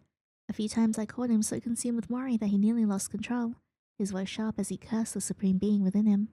The past few days, my health finally stabilized. Luke, I'm okay now. How long are you gonna keep holding me? Little bunny, these 3 weeks were torture for me. Can you give me just a little reward, please? It's not that I can't, but you've been clinging to me for 3 days. You'd have carried me to the bathroom if I hadn't stopped you. My complaints didn't faze him. Instead, he pulled me onto his lap, arms circling my waist. I was just so worried about you. Even after 3 weeks, it still feels like a dream. My little bunny, right here by my side. All mine. He rested his head in the crook of my neck, showing a rare childlike side. What am I gonna do with you? By the way, are you planning to keep working as an investigator in the new city? Yep, but don't worry. I won't let myself get too busy. After all my time is reserved for my little bunny. And what about you, little bunny? Are you planning to go back to the detective agency? And about the truth behind your parents. Have you really moved on? Rather than move on, I'm still processing it. It's overwhelming. It's strange, isn't it? Finding the truth used to be my life's goal, but after learning it, I feel kinda empty. Maybe I've been so restless all along. I lost my memories, my family, and didn't know what to do with myself. I chased their deaths to fill their void. But with you, every day feels exciting. You make me feel important, so... Oh, so what little bunny's trying to say is that I've become your life's purpose? No?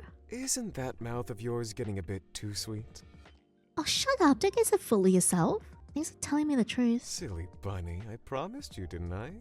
Of course I wouldn't go back on my word. Little bunny, you know what? You're really strong. Don't worry. No matter what happens, I'll always be right here with you. Take all the time you need. But if it gets too heavy, you have to tell me, okay? Okay. As for the detective agency, I've decided to step away for a while, like a long break. I'll message Clark about it later. But that doesn't mean I'm giving up on being a detective. I decided to keep investigating, but not my parents' deaths. Instead, I'll take on strange cases and help people who are just as lost as I used to be. So little bunny wants to become a charity ambassador. A love-filled detective. Of course, I'll charge fees. It's not exactly charity. And? Are you investigating alone, or do you want my help? Of course, we'll do it together. Since I'm stepping away from the agency, I've got no intel sources. You gotta help me out. Besides, knowing you wouldn't let me go solo anyway. You're really getting to know me, little bunny. Don't worry. Everything I do is for you. Whatever you want to do, I'm in. Good or bad. Even if the world turns against you, I'll stand by your side. Besides, investigating strange cases with you sounds like fun. But before that, I'll have to collect a little assistance fee. What assistance fee? Don't play dumb. I've been holding back for 3 weeks. I can finally hold you again. I can finally take you away from that town. You're mine. Finally. I don't have to deal with those annoying people anymore. Luke. What's wrong? His eyes deepened, burning with affection he could no longer hide. Your stomach's bulging a little. Oh my god, I'm gonna die of a prolapse. Little bunny, you're awake? A lazy, tender voice murmured beside me. Little bunny, how was it? Enjoy, my legs are moist, about to fall apart, you beast. Really? But a certain little bunny kept me last night. Luke, I want more. I was just trying to keep up. Oh, shut up. All right, don't move. Let me give you a massage. This feels like a dream.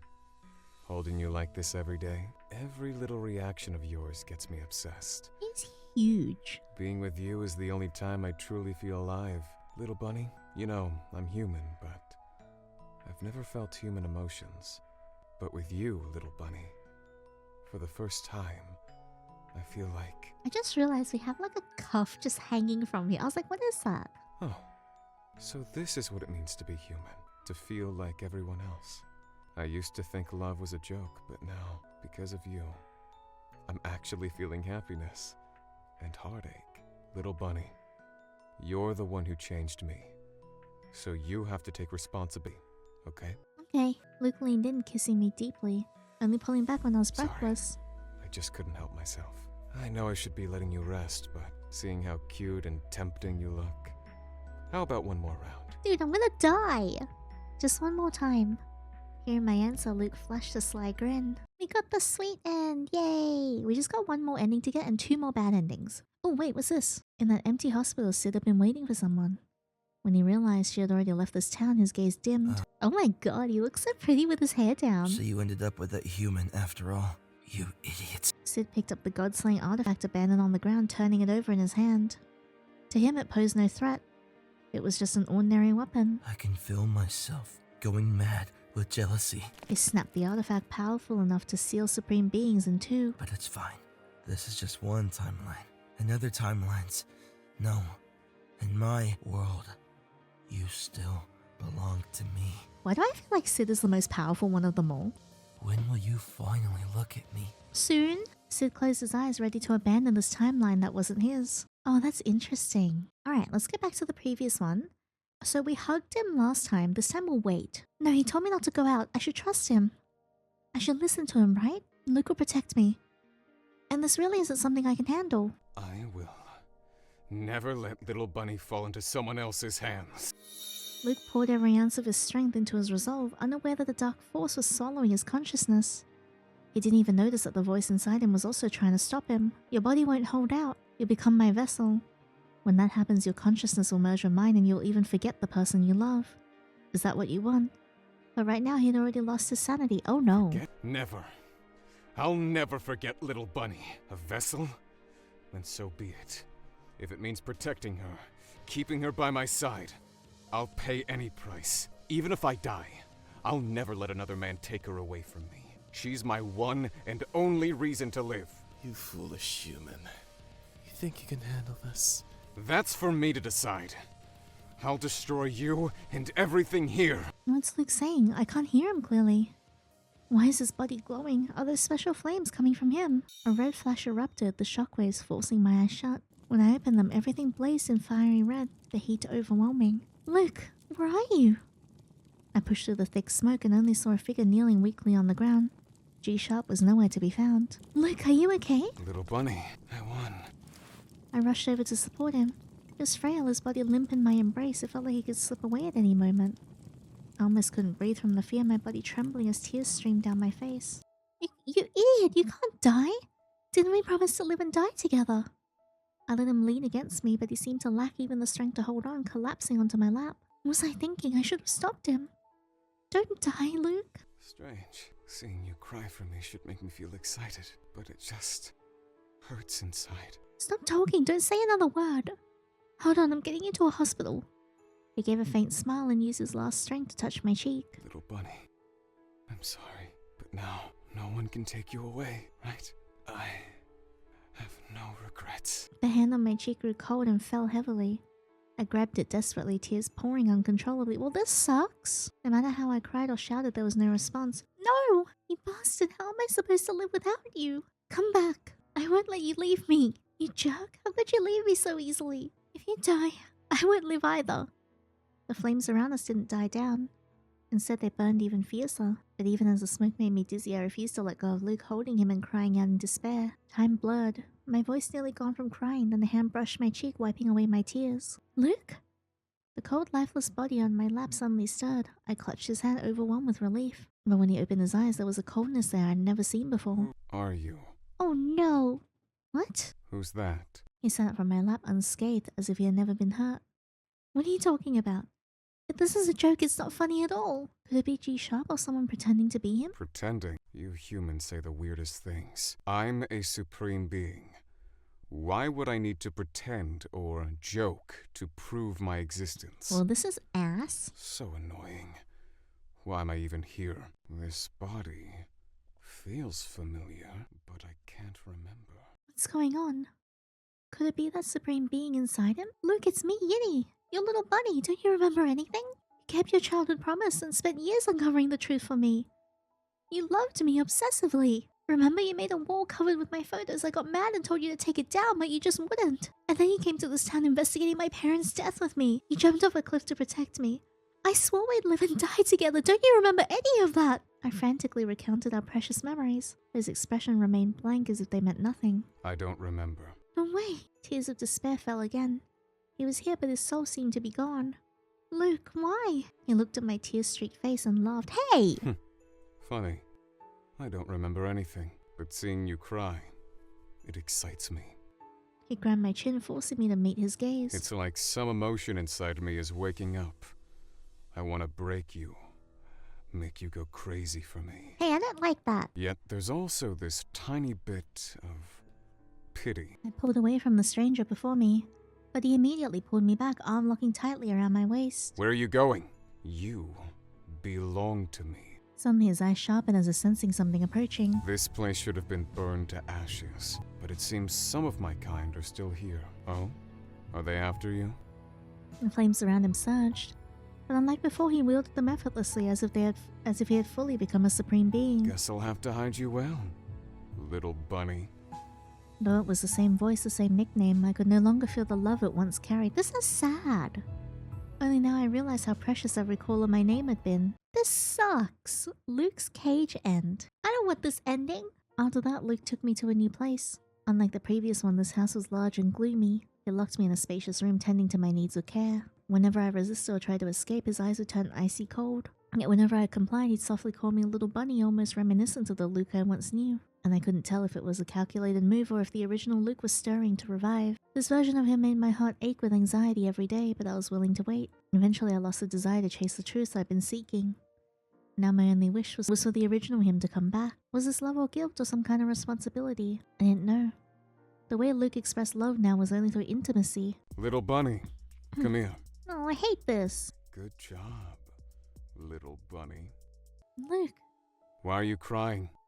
Tears streamed down my face and I couldn't say a word. The pain in my heart grew endlessly, choking all my words. He was right in front of me, I was in his arms, yet I felt so far away from him. I hugged him, at least this way I could feel his warmth. This is sad. Luke stiffened at my embrace, his gaze deepening. Alright, I'll give you even more love. You don't even know what love is! I remember loving you so deeply. I won't let anyone touch you or take you away. Beyond that, I don't remember anything. I'll wait for you. I'll wait for you to remember me. I love you. I love you too. Well, that was upsetting. Boo! I want the sweet ending. Alright, we're just missing 2 of Luke's bad endings, so we're gonna do 5 and 7, and then, yeah, that's it. Go for a cup of coffee is probably the bad ending. Yeah, go for a cup of coffee. My mind's so scrambled. I need to get a cup of coffee to refresh myself. I pushed open the door to the coffee shop and there were no other customers. Is the coffee shop not open yet? Dane was standing at the coffee bar with his back to me, apparently brewing coffee. Dane, good morning! Oh, you're back. Dane turned to me with a smile, though it felt forced, but maybe I was imagining it. You want some coffee? Oh god, there's like this sharp sound in some of Dane's voice lines that like hurts my ears. Dane put a steaming cup of coffee in front of me. The air was filled with a comforting, nutty aroma. I can make another cup if you don't like it. This is just fine, thank you. I took a sip and my mind slowly calmed down. It warms me up. So, where were you last night? None of your business. I called you many times, but you didn't pick up, so I was a bit worried. Ouch. Sorry, I lost my phone. It's okay. I'm glad you're safe. Did something happen? I went to investigate yesterday. Overnight? No, I slept at a friend's place. Oh, a friend. Yeah, something happened, so I spent the night at his place. I see. Dane seems a bit strange. So did your friend... Dane stopped halfway through his sentence, his gaze suddenly fixed on my chest as a look of terror flashed across his face. I quickly checked my chest but didn't notice anything wrong. Oh dear. Something in Dane's expression filled me with unease. Dane, what's wrong? Dane immediately hid his face with his hand. Nothing.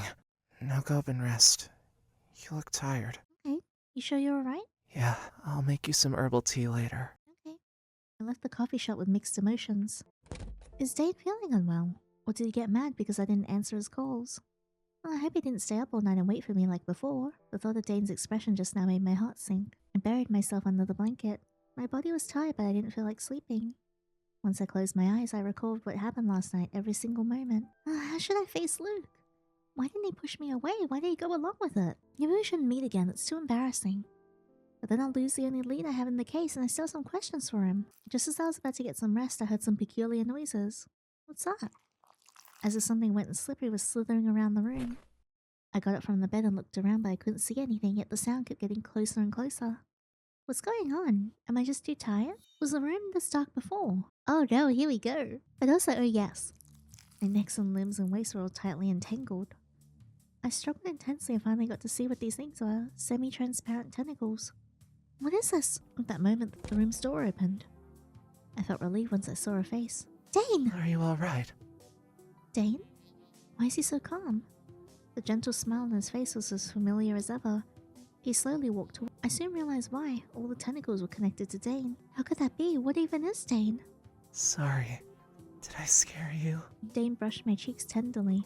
You're wondering how I know, right? Honestly, it's none of your business. I know everything. But someone last night brought you somewhere I couldn't see.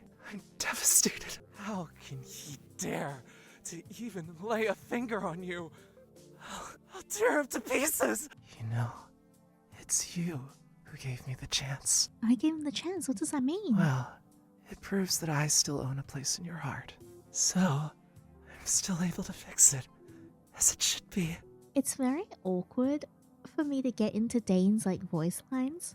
Cause like, as much as I like Dane, his voice lines he sounds very similar to one of my friends. And because of that, I can't keep associating it, and I'm like, no! Next time, I'll remove all the obstacles, and we'll live happily ever after. Alright, so we just got one more bad ending to get. Okay, I'm assuming this is it. If we run away, he dies. I should take this chance. If not, I might be trapped here forever. I should go. I've got things that need to be done. Although I made up my mind I couldn't leave Luke to die like this. I'll call an ambulance for him at the very least. I don't want him to die. Just as I stepped out to the door, someone who looked familiar appeared. It's not a bad choice to run away. Fortunately, he's still human, or I'd have lost you. Sid, why are you here? I said I'd come and get you. You've had enough fun here. It's time to go now. Sid tightly held my waist.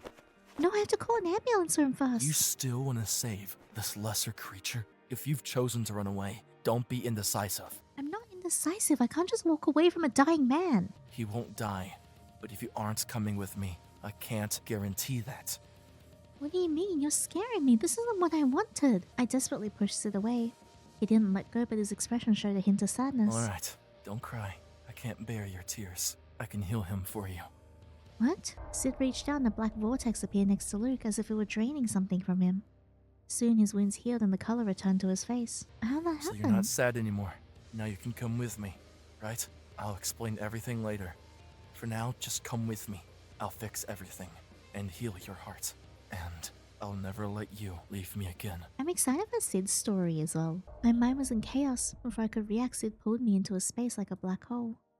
At the last moment, I saw Luke wake up, look at me and trying to grab my hand, but it slipped out of his grip. Well, and there we have it. That's all of the endings to Luke's route of Heartcage. I hope you guys enjoyed that as much as I did. It's wild that Luke is so much more worse than Enox. Enox was like the angry one who tried to kill you and wanted to hurt you, but he still ended up like way nicer than Luke because at least he didn't trap you in his home and do all that stuff to you, which I don't condone. I think though like Luke's character is quite sad. Similar to Enox, like they both have had like bad upbringings, and Luke also doesn't really feel emotions. A lot of the stuff that happens at first is almost kind of a game to him, and when he finally reunites with him again, it brings back the feeling that makes him feel alive, so that's why he's so incredibly obsessive when it comes to you. However, in saying so, he was definitely much more intense compared to Enox. Like I feel like he was willing to do a lot more like immoral stuff, and despite how angry like Enox was, he definitely cracked a lot easier. I think Luke's situation is also a little bit complicated as well though, because at least like Enox never really wanted to die or anything, but Luke specifically was so pedantic and like uncaring about himself that he just wanted to put himself at risk to save you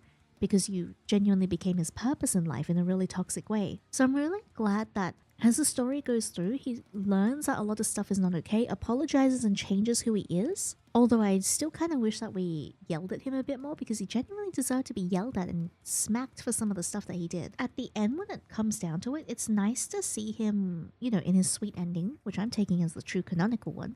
He starts to value his life more, and I think it's nice that he ends up being genuinely happy with you and you are genuinely happy with him, and he also has something to live for that isn't just you when it comes to the end, because I think that's really toxic when you only live for someone and have someone as your like sole purpose in life, and I think that's really bad. I'm glad that at least one of the endings, it showed him happy and it truly grew to be someone with aspirations other than just you, and you. And yeah, I really liked it. I still think, as of now, Enox is my favorite, but Luke, I really appreciated the route that he gave us because there was significantly more lore that we could understand.